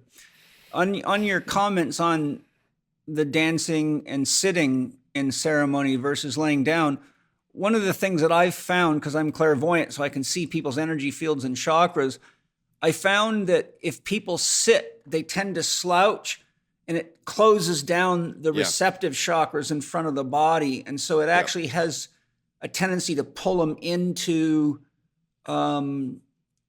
more of their unhealed emotions and traumas. So if a person's not standing or moving, I tell them lay flat on the ground so that your chakra system can open and balance. Yeah. And I found that people are much easier to manage in ceremonies when they're not sitting, because of inevitable slouching all the time and it locking the system. It clogs the flow of spirit in their body, I found. 100%. And I think that's just more of a symptom of our disconnection with our bodies and with the earth. And in Western culture, it's like a lot of people are so out of shape, they don't even have the stamina to be there. And it's just compacting the trauma and the residue and the rust that's within us because we can't open to release in that way. So sorry, I didn't mean to interrupt you there. No. So so flow state, we were talking about flow state. Definitely, I think because Tom and I are creatives and we're always working during the day and things that usually require a lot of focus, it's an amazing blend for getting in the zone. Has a lot of brain boosting herbs like spearmint, peppermint, gotu kola. It helps clear mental fog and sharpen focus. I love it. And also want to mention that all of these blends are amazing as teas. And flow state as a tea, if you love peppermint in general, this stuff is incredible. So if you're not into vaporizing, don't want to make the investment of Volcano, you can always drink our blends and receive all of the benefits as well. And in fact, I'm kind of taking a break from the Volcano because I've gotten some upgrades that have made me so sensitive that I've been working more with the blends as teas for the past few weeks. Yeah, I think going both ways is a great. And when things go through the digestive process, they act differently on you than when they go straight to the lung. So you can actually find new experiences with the same blends by drinking them as teas that you wouldn't expect to be there if you thought it would be the same as the vaporizing. And that's one of the reasons that this is so fun for me, because I'm like a natural explorer. I always like, okay, what's going to happen if I do this with this, or do that with that, or slow the fan on the vaporizer down, or mix it with this oil, or any number of things. And it's just like you get to be a little kid. Yeah. While not suffering from adulthood so much. Yeah. You're a mixologist, Yeah. Yeah, exactly. That's the alchemical kind of nature, like pay attention, learn. Yeah. Yeah, absolutely. And speaking to that, like by far, probably one of my very favorite herbs is blue vervain. And I think it's a very just such a potent herb. And if you go across all continents, it's been used in the most beautiful and reverent ways for prophetic vision, for all kinds of connection, spiritual protection. It supposedly was used to clear Christ's wounds after his crucifixion. It's really important in Egyptian, Greek, Celtic cultures. And I was surprised because I was so drawn to this herb, but it is so astringent. So when I started including it in the blends, you get the effect of it without really that astringent taste when you go into a tea. And so it was so beautiful to discover that plant in that way and to really see, vaporizing is a beautiful way to consume this. So you never know. And that's what the beauty of playing around with these things can be, is this discovery and in different levels and different properties. So, yeah. So we have a few more blends. Definitely, Tom and I, as I was saying, these are blends that everybody hopefully uses pretty on the regular. We have a blend called Holy Fuck. I love it. And in every way. Yes, and it probably loves you, Paul. For us, it's like your entire sex life can change if you start to introduce intentional rituals throughout, and really dropping in and having a bag where we are experiencing this medicine that is like heart opening, aphrodisiac, increases potency and stamina and pleasure and sensation. How can you possibly go wrong? So we crafted this blend for that, and it's just really sensuous and lovely. Whether you're with a partner or whether you just want to feel a lot more connection and love, I think it doesn't have to be necessarily for sex itself, just all intimacy and bringing in that holy aspect where it's connection to the divine. So we have some herbs within that, like jasmine and rose, that are really about that elevated consciousness as well. So, could I ask you a question on that? Have you tested to see what Holy Fuck feels like as a tea versus vaporizing it, as far as the aphrodisiac effects? Yeah, I actually think that it's probably more potent as a tea because of the supportive or action herbs. I just feel like some of them are better extracted in tea format. And so I definitely would try that if I were you. I'm going to. And, especially like the marshmallow root. I think there's definitely some of these where it almost feels like some of these herbs feel like wood. Like if you get a bag of them, it's like, this is very woody. And I think Holy Fuck has a lot of those that are on that like kind of thicker, more woody spectrum. And so I noticed that when I pull the herbs out of the bag, there's like twiggy and things. Sticky stuff in there. And I think I kind of, because of the way I use various animal essences, flower essences, and even water, I think, I have a practice of, first I put I dip a little tiny piece of yerba santa into my oil blends. That goes on the bottom. Then the tobacco goes on the top. Then I put 3 drops of whichever liquid I want, because that steams the herbs that are on top of the tobacco. And then I put the rest of the liquid depending on which herb combination and how dry it is, I'll put 3 to 5 drops of whichever essence or water on top. So when I get a bag, it actually looks like a bag of steam, and quite often we'll get water droplets in it. So I actually think I'm kind of crossing halfway between a tea Yeah. and a smoke because of that combination of, and I just feel that the steam actually brings a lot out that you don't get with a dry bag. Absolutely. You can feel and taste the difference, like absolutely, when there's It's more easier to moisture in breathe there. as well. Yeah, My lungs yeah. much more favor the Smoother. moisture. Yeah, it really matters. Especially tobacco, I find can dry out pretty quickly. I think maybe just because we are getting in and out of the container so much. So to me, Yeah. I feel like the tobacco moisture level is changes everything so much on that. Yeah. on that. Yeah. If you want to get chewed out at my house, just forget to put the lid back lid on the tobacco on. jar. But the lid, yeah. God the damn worst, it.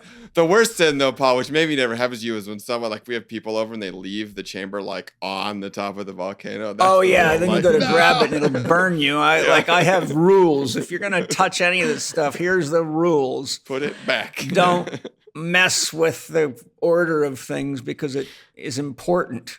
Yeah, Nothing yeah. drives me crazier than people that don't close herb bags and leave lids off of things. You go back and your moisturizer packs are dried out, your herbs Yep. are dried out. It's like, oh my God, you guys, come Yeah. on. Yeah. Kids in an adult these days. environment. Yeah. But And I do want to say, because I don't think we've stated this explicitly, but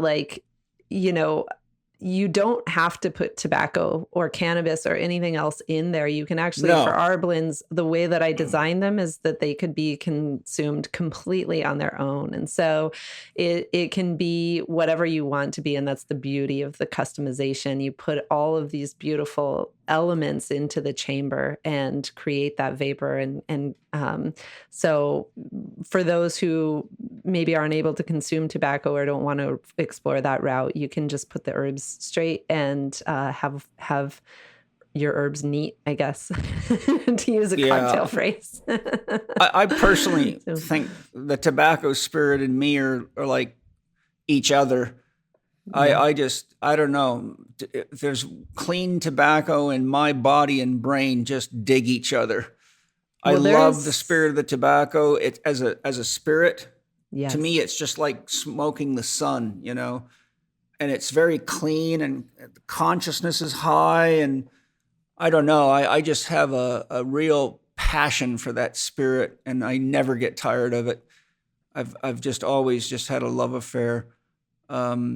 And there's certain various medicines that I've used over the years. I thought, wow, this really harmonizes with me as a soul, Mm-hmm. But some people don't do well on it, as you know. And before I forget, Kacie, once you finish outlining the herbs, I have a question for you that's not in the outline that I think would be really interesting for the listeners to hear your answers to. And I might be able to throw some stuff on the table with this one too, because we haven't talked about this and it's not in the outline, but I want to pull some juice out of you. Yeah, absolutely. Paul, if you want, I'm really open to having people go and see the remainder of our blends, online. You can check them out on the website. I think we have 3 more that we didn't cover. Just give us like the main thrust, like Night Flyer. What is it for? I use them all. I find Night Flyer, like if I want to relax at night, I like that. I never even read the package. I just looked at the label and said, let me see what it does. And it feels like a great one to kind of end the day with for me. Absolutely. Holy fuck, that's obvious. High Vibe is beautiful. Kickback I use a lot because I use tobacco to do my prayers in the morning, which takes me probably 30 minutes. So I'll start sweating and getting a sympathetic reaction. So I switch to Kickback, and it has a very balancing effect on me. But absolutely. Maybe you can just hit the highlights on each of them so that people know how to what they might want to buy. Absolutely. So backtracking to Night Flyer, I think it's great for winding down and kind of getting ready to go to sleep. But man, if you do Night Flyer before sleep, there's a really high chance that you're going to have lucid dreams. It's so great for that. Has Excellent. a number of supportive herbs. Again, the blue lotus, which I just can't get enough of, blue vervain, valerian. So it's going to support you in getting to sleep and staying asleep, and also having a really rockin' time while you're there. So there's that. Kickback, I think, is more of our social blend. I think it was the first blend I envisioned when I was like, wow, none of us drink. What can I take to this party that can get us talking and get us connected? And so it's a delicious, delicious blend. It has clove, and it just... it's also a delicious tea for that reason. But it's, wait, sorry. Am I saying kickback? Yeah. I'm actually talking about high vibe. I confuse them in my brain. High vibe is our social blend. Yeah, that has this kind of fun, playful quality and the taste of clove. And then kickback is really designed for grounding, because Tom and I both and a lot of our community do a lot of journeying work, and you need something. I mean, the tobacco is phenomenal at helping, I think, bring you back into yourself and your focus after that. But it has a lot of other herbs that are deeply grounding, deeply stabilizing, really centering. So catnip, motherwort, blue vervain. My body loves it. Yeah. Yeah. And so, I think between all six, we have something to really support you in whatever activity it is that you're trying to bring more intention to. And the herbs are there to really journey with you on making the best of whatever it is you're doing. And I think it's so beautiful, because it's almost like I can see their spirits now kind of just cheering that they get to celebrate these activities of experiences in collaboration with us. So. Yeah, I've got to reiterate. I mean, I'm not just blowing smoke up your dress or Tom's pants, but like once I got your herbs from you guys fresh, I was quite stunned at the level of quality and difference between anything else I've ever bought. And obviously I was impressed enough to want to get you guys on the podcast, because I've got friends all over the world that I turn on to Vaporizing that love it. And they're always asking me, what's new? Where do I get this? What are you smoking now? And I'm like, okay, I got to share you guys and your process and just all the things we've been talking about with my audience, because, I'm a connoisseur. Like, I have the best espresso machine, the best grinder, the best beans. I don't do anything half-ass. I got a 28-year-old stereo that's just mind-boggling. Everything I do, I like the best of everything. So I've always been that way. And my motto is, if you can't afford the best, you better fucking work harder or get smarter. And that's my rule. Like, if you can't afford to live the way you want to live, then you're not being creative enough, or you're too lazy, or you need to learn how to manage yourself. And I've always lived that way. And, my rule with Penny is, as long as I have enough money to have the smoke I want, the plant medicines I want, the teas I want, the coffee I want, and the things that allow me to do my work, I'm happy. But the day you tell me I can't afford the things I need, then we need to have a meeting and figure out what the hell's going on. And that's just how I work, and I've always been that way.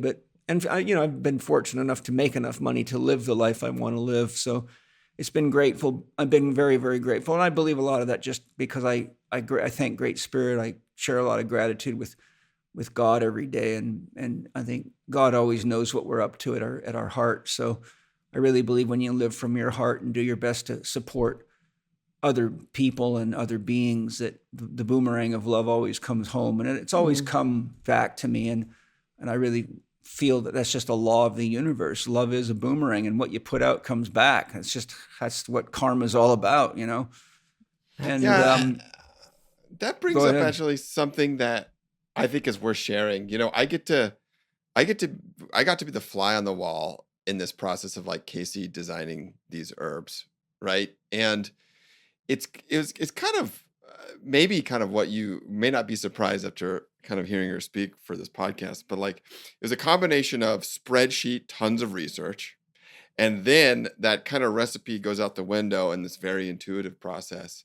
But Kacie is so filled with intention and love and ceremony when she's entering that space of like kind of alchemy and design. It's like the space is cleared, like the intentions are set. It's like a container is opened, and she's entering this process because she just deeply, deeply cares and respects the plants, and then knows what they can do for people. And so even when we like ship and like fill them, like she is like speaking over them, and there is so much intention, like it kind of embedded in that. And so I feel I it. just wanted to, yeah. I feel it.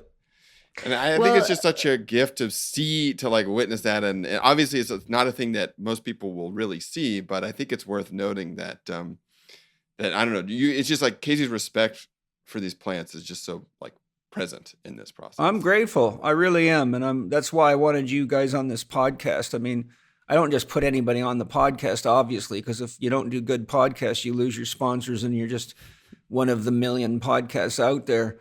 And one of my joys is to find people that aren't very well known and expose them. And one of the most common comments I get from podcast listeners, "Oh my God, where do you find all these people nobody knows about? All these other podcasts have the same people over and over again, but you always have these interesting people that nobody knows about." And I'm like, that's because I'm a talent scout, And so I think we've covered the blends, right? Yes. Mm-hmm. Okay, here's my question for you, Kacie, because I think this is something I want to give to the world as a gift right now. Could you share your process that you go through inside yourself to connect to and hold conversation with the spirits of plants or trees or the herbs that you're working with, so that other people can maybe emulate those steps and see if they can make that connection? I will preface you talking by saying the first and most important thing you got to do this is get the idea that you can't talk to plants and trees out of your head, or you're already screwed no matter how good of a teacher Kacie or I could be. And so if you have that idea in your head, then I think you need to take a long sit under a very tall tree and meditate on who and what you really are. Otherwise, you're probably going to get yourself vaccinated and turn into a rock in some dark, cold place. But anyhow, that's my preface. So I just wanted to hear from you what your process is. I'm curious myself because I have my own way of doing it, which I'll share after you share. But how do you do that? Yeah. I think it kind of goes back when I had this spiritual reawakening. It was like all of my clairs came online all at once, and it was wild. And so I was seeing things like you would see in an IMAX theater. I was hearing things. But what was the most beautiful aspect of this process is that I found that I was so supported by my soul, by my spirit team. And I had, I think, I guess if you were to use language around this, I would say that what my gifts are is I'm a medium, psychic and medium, but if you're a medium, you're also psychic. And so for me, I have this really strong ability that just seems to have always been with me to connect with spirits of beings. And so I routinely talk to all kinds of higher dimensional beings. And so for me, it's really just kind of a process of trusting that what I'm receiving is true and accurate, and trusting my spirit team that any connection I make is for my highest and greatest good. Obviously, I have lots of rituals of protection and practice that kind of guide me so that I know that I'm receiving that in the best way. But I think anybody can have these gifts, and anybody can cultivate this connection, and the way that you receive it can look totally different. And in fact, for me, I've been in a huge portal of initiation the past year, because I had kind of some experiences happen where my gifts started to change. And I went from, being super clairvoyant, seeing everything in front of me, seeing spirits in these really special ways, to kind of more of a claircognizance. And so I've been renegotiating what it means for me to connect and know, because I'm receiving things much more as an inner knowing. And it's kind of this, and of course I also see things too, but our gifts are always changing too, on our journey. And so for me, I would say that my primary clair that I work with the plants with is clairaudience, which is almost like a hearing. It's almost like I hear the message, but I feel it as well. And I experience that kind of uniquely with the plant spirits as opposed to some other spirits that I see more visually. So first, you have to believe that you can do it. You have to believe that you're divinely supported by spirit and protected, and that spirit is never going to give you more than you can handle. It's important to cultivate relationships with your guides, your angels, so that you know that you're held in these experiences and you can fully open to them. And if you want to craft rituals of protection, I think that's always nice because we're humans, and sometimes having that reassurance is good. But just tuning in, getting really still, getting really quiet. I like to do a lot of this work outside because you receive messages in lots of ways. Like the other day I was outside and I asked a question and the wind picked up from nothing and blew all of these leaves and everything. And I got my answer, right? And so when you're in nature, you're much more open to receiving insight from a variety of things. You're not controlling the environment, so the environment can speak to you. Gosh, I guess I could talk about this forever, but I can actually go through a process kind of on a high level on how people might do this for themselves in terms of intuitive herb blending, and I could walk them through the steps of that if you'd like. If it's something that you think's reproducible, I was more thinking along the lines of like talking to the plants in your house or the trees in your yard or your garden. I think there's, a lot of people for spirit guides and stuff, they don't know how to access that. So for them, that's just like a big mystery. For people like you and I, that's just daily relationship. But, I once you share what you want to share, I can share some of the ways that I do it. Well, I mean, I think if you're new to this, there's so many ways. You can just go into your yard and connect with a tree by touching it and just sit there and listen. And I promise if you listen with your heart open, you will receive something. I think the biggest barrier is our own belief that it can't happen, like you said, Paul. So, and I think that the way that you receive it is going to be different depending on what your internal system is. What's your receiver? It could be through a number of clairs, and you just have to trust that what you receive is true, and you cultivate that over time and develop trust in it. And if you are the kind of skeptical person that needs proof, you can always ask for validation or ask for something to present you a sign that confirms that what you received is on the right path, and you'll start building your trust in your gifts that way. So, if you have listened to even one episode of Paul's podcast before, then you will know that he is passionate, and some would say even fanatical, about the quality of the food he eats and where it is sourced from. That is why the CHEK household only eats pasture-raised meat, wild-caught fish, and organic produce. And that is why we subscribe to Wild Pastures Meat Delivery Service. Each month, Wild Pastures delivers a box of meat that has been raised by family farmers in the USA using regenerative farming practices. 100% grass-fed and finished beef, pasture-raised chicken, and pasture-raised pork, as well as wild-caught seafood. You can customize the selection in your box, add on extra when you know you will be feeding more people, or change your options each and every month. You might be thinking that this will be too expensive for you, but Wild Pasture's mission is to offer the highest quality meat at the lowest prices because they want to transform the meat industry. And that means that more people need to be able to choose meat that is raised right. Their pasture-raised animals are part of a natural ecosystem. Their farmers use rotational grazing, practices that mimic nature, and so do not need to use synthetic fertilizers, pesticides, herbicides, hormones, or antibiotics. This beautiful process doesn't require the external resources, such as massive amounts of GMO grain, required with environmentally depleting conventional methods. And best of all, the meat and fish taste amazing. And for Paul's listeners, Wild Pastures are offering you 20% off your subscription for life, $15 off your first order, and free shipping. Seriously, you can't find a better deal for top quality pasture-raised meat. Go to wildpastures.com/PaulCheck. You don't need a promo code. Just visit wildpastures.com/PaulCheck and start choosing the goodies you will have delivered to you in your first box. My process is quite simple, and I've taught thousands of students in my holistic lifestyle coaching program to do this, particularly in the most advanced class. But like, I've got a money tree right here, so and a few plants, and I'll tell my students, lick your fingers so you have more connection to them, like an electrical connection.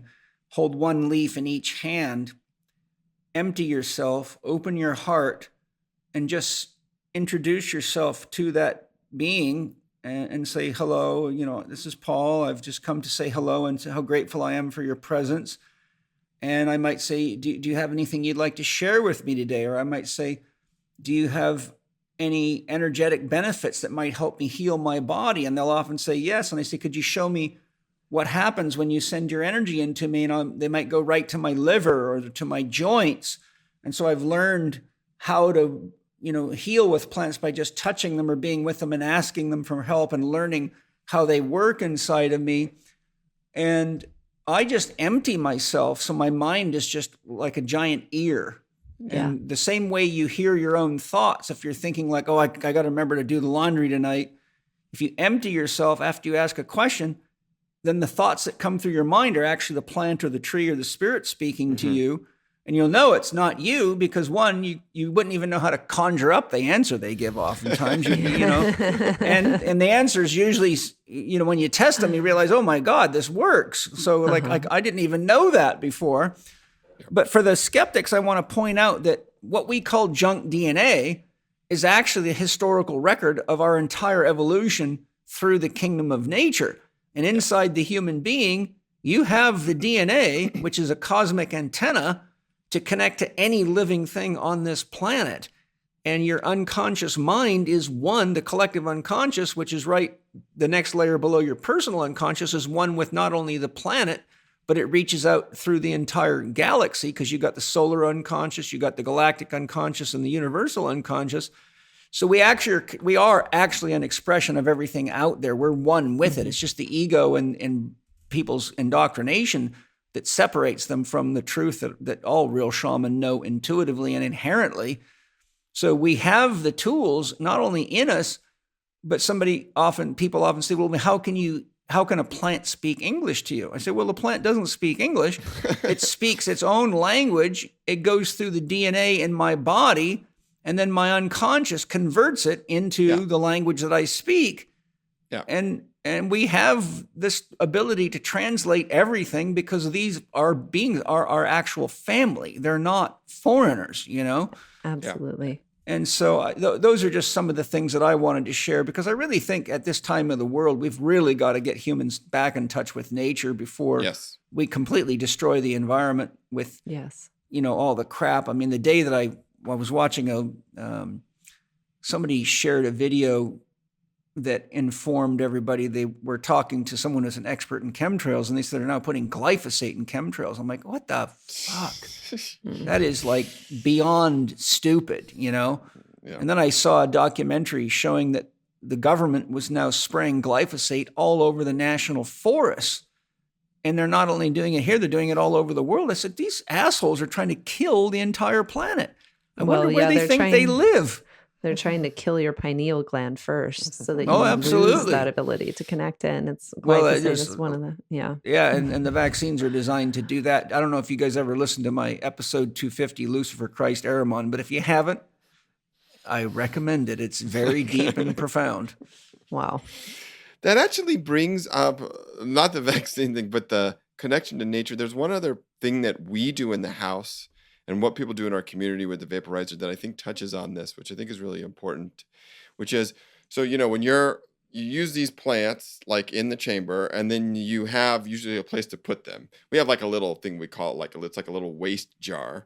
But we collect all that plant material, and then we actually go and use it as an offering back to our land. And really, we're just like borrowing these plants, right? And I think that is like a thing that I really enjoy and love that we do, which is like none of this is waste or trash. It is actually this kind of treasure. I'm glad you brought that up. Yeah, that act of going back and like bringing it back to the land is, I think, this act of respect. And I think bringing those into this as a practice daily is just this really beautiful reminder over and over again that actually we're in a system and there's actually no walls here and we're just this big porous system. And so I think that is another tip and a thing that I have found is just really valuable. It's just like, it provides us opportunity to remind ourselves over and over again that we're like all one and we're part of this system. And so, it keeps the circle of life whole. You know, I tell people never, ever throw the dehydrated plant and tobacco material in the garbage. Yeah. I put it in our compost pile because that goes into our gardens and into our orchards, which then in our greenhouse, and it becomes back part of our body again. So for me, I'm releasing it back to come back into the cycle of nature again. Yeah. But I'm grateful, Tom. Thank you so much for bringing that up because that is a very, very important thing to me. And I when you get guests over, they might think they're helping you by taking. I have a little bowl for all the stuff that comes out of the basket, and they'll start heading for the garbage. No, never do that. That's my friends you're throwing away. Bad mojo. You're breaking the circle. Yeah. Well, you know what, you guys? What a great sharing and dialogue. I'm so grateful to have made connection with you guys. I just love you guys. You're so beautiful and so grounded and so whole and such an inspiration.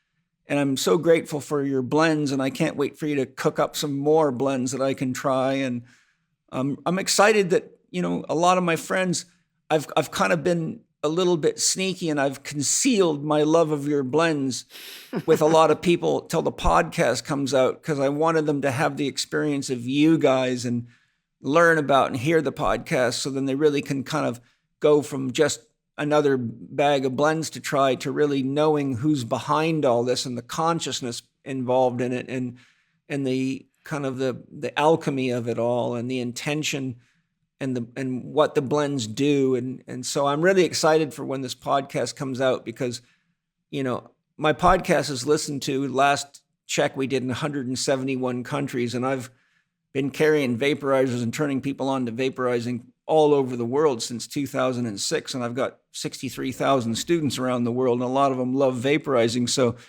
hopefully we'll create a wave of awareness. As I said, I think in a conversation with you guys, I hope you have enough stock, because when this podcast comes out, you're going to be very busy.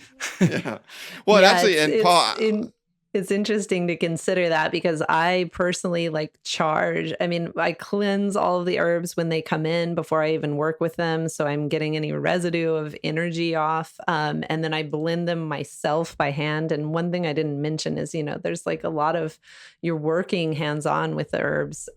You've got to, some of them you have to grind and get to the right consistency. And then after I blend them, I energetically encode them before they ship out. And so if we do get a slew of orders, it's going to be really interesting what my life looks like. Well, the good news is you get to practice your shamanism. I mean, that's the beauty of it. I mean, and not only that, you're spreading your love and your intention all over the world. And what a great way to, upgrade the software of countless people out there.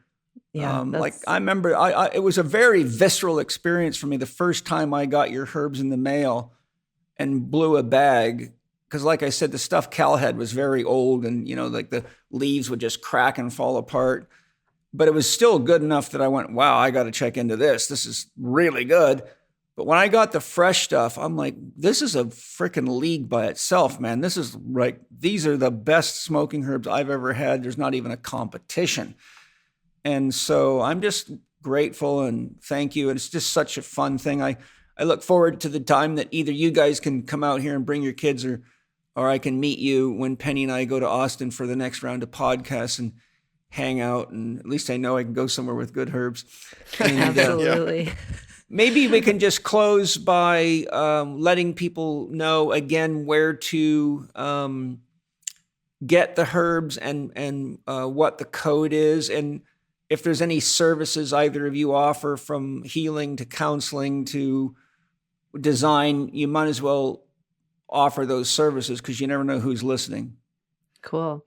As I said before, I see our blends as offerings, not just products. And so they're going from my heart to the heart of everybody who buys them. And I'm very curious and very open to receiving any feedback. So if you have a certain experience or anything that you want to share in terms of, once people begin to buy the herbs and experience them for themselves, I just want to leave the door very open for feedback. And I really want to cultivate those relationships because it brings me so much joy. So for any of your audience who wants to reach out, they can get in touch with us at hello@overblown.co and just tell us what their experience is because, it's very nourishing. And the website to order? Yeah. So our website for the herbs is overblown.co. So that's overblown.co. Great. And services that you personally offer or Tom? Yeah. So one other thing I want to mention is I've kind of been in this several year-long intensive collaboration with a number of plant and crystal spirits, and am going to be launching a few other products that are unrelated to vaporizing, but in a similar vein soon. So if people want to kind of keep track of that, we have a mailing list. Tom and I do a lot of our creative work together at Thunder Kite Studio. So you could sign up for our mailing list at thunderkitestudio.com. That's thunderkitestudio.com. Very cool. And if I work as a healer and a spiritual coach, particularly for people who are navigating an awakening or reawakening process and want to tap into their intuition and creative gifts. So you can reach out to us at Thunder Kite Studio as well if you'd like to work with me. Great. Do you have anything you want to offer, Tom? Yeah. And so I'm in a similar vein where, I am, like I mentioned before, just really interested in making objects and places and experiences that just are about meaning and like deepening meaning and ceremony. And so if, I'm an entrepreneur and know how to make physical consumer products, I've been doing it for 15 years. And so if you're a person that, has an idea or feels like they have this draw to kind of engage in that kind of artifact making or like place making, give us a ring. Thunder Kite Studio or hello at overblown.co is the best way to do that. And we're open. I mean, we're creators and we're just kind of abound in creative energy, and we're always looking to, kind of do things that just elevate everyone. And there's a lot of opportunities. So yeah, we're kind of open for whatever. Well, I was gifted by Jared the golden valve piece for the vaporizer bag. So I was like, wow, this is the first time I've ever been rewarded for my contribution to the vaporizing world.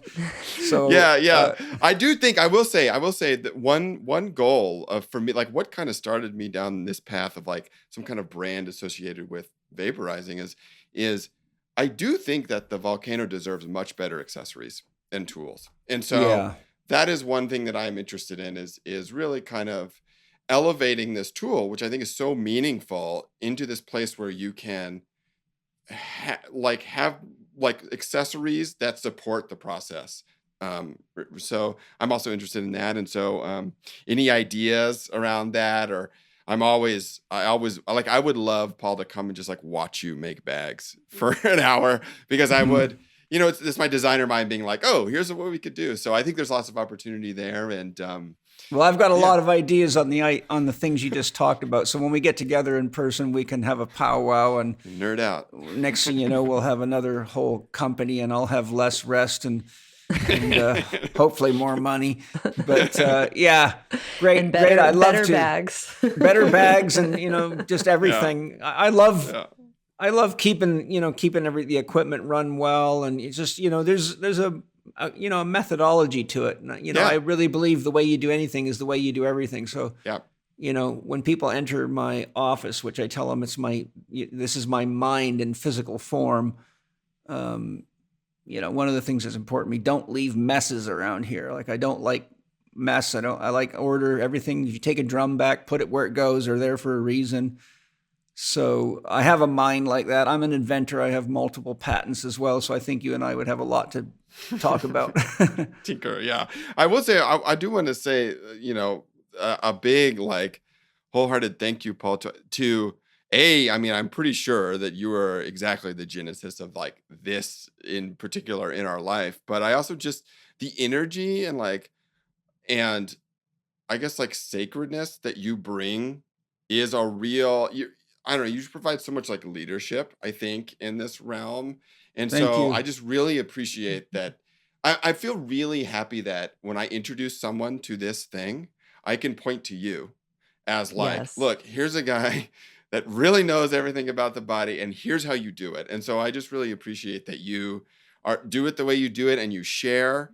And it's like inspiring, and it just feels like a really great, you're just like an ambassador, I think, of communing with plants and like health and wellness, obviously. But I think just for this in particular, I'm really happy that we have you as like this ambassador. It really helps, I think, ground it for people. So thank you. I appreciate that. I'll close by sharing.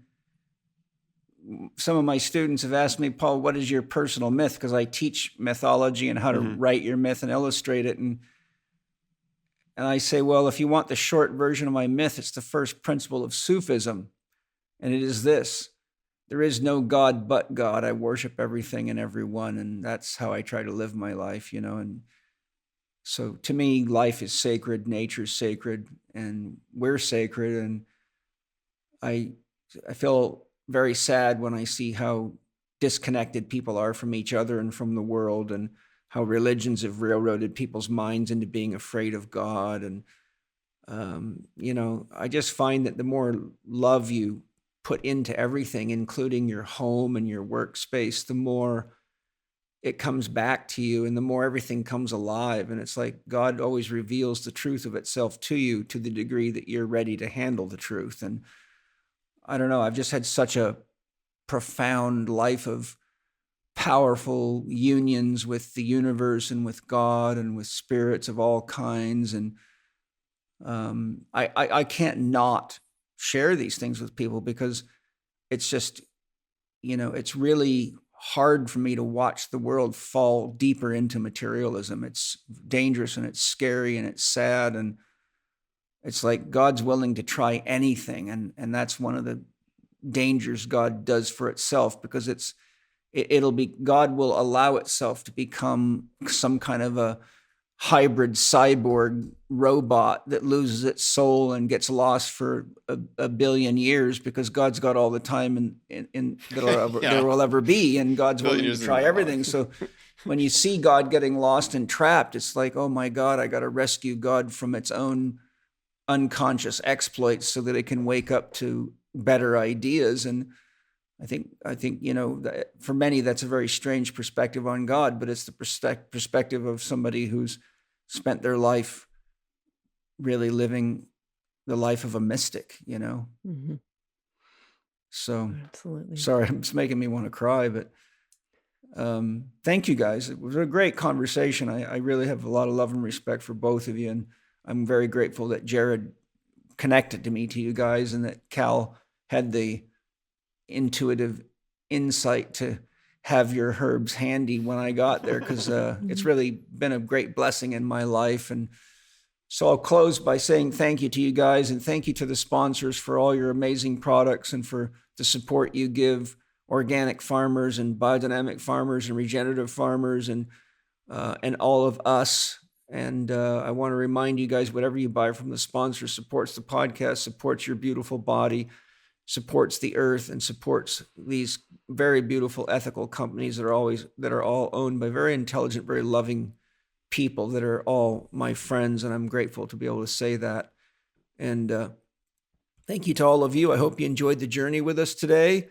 And I look forward to sharing something amazing with you in a week. And I really hope that you enjoy Overblown Herbs as much as I do, and as much as Tom and Kacie do. And I'm very confident you will, which is exactly why I introduced you to Tom and Kacie to take us on this journey. So lots of love, you guys. Thank you very much. And thank you for acknowledging my life and my commitment to the vaporizing scene. I think it's far better than what was going on out there before. So talk to you along the way. Yeah. Thanks, Oh. Paul. Mm-hmm. Thank you for listening to Spirit Gym with Paul CHEK and today's guests, Tom Gerhardt and Kacie Kinzer. If you'd like to try Overblown's blend for yourself, Tom and Kacie are giving Paul's listeners 15% off their first order. Go to overblown.co and use the promo code SpiritGym15. That's overblown.co and the code is SpiritGym15. Check out Tom's design company at thunderkitestudio.com, and you can also check out the show notes page at paulchek.com/podcast for details on the special offers from our premier sponsors, Bioptimizers, Paleo Valley, Wild Pastures, and Organifi, as well as links to Paul's social media, his YouTube channels, and his blog. We invite you to become a member of Paul's Spirit Gym podcast. With your membership, you get access to exclusive members-only opportunities from Paul's guests, live Q&A sessions with Paul and his guests, access to the podcast members forum within the Spirit Gym community, where you can interact with other passionate listeners, and the chance to purchase exclusive Spirit Gym merchandise. You can subscribe today by going to paulchek.com/podcast. And finally, if you enjoyed today's episode, please consider leaving us a 5-star rating and a warm review on the podcast platform of your choice. This podcast is available on Apple Podcast, Spotify, Amazon Music, Audible, and YouTube.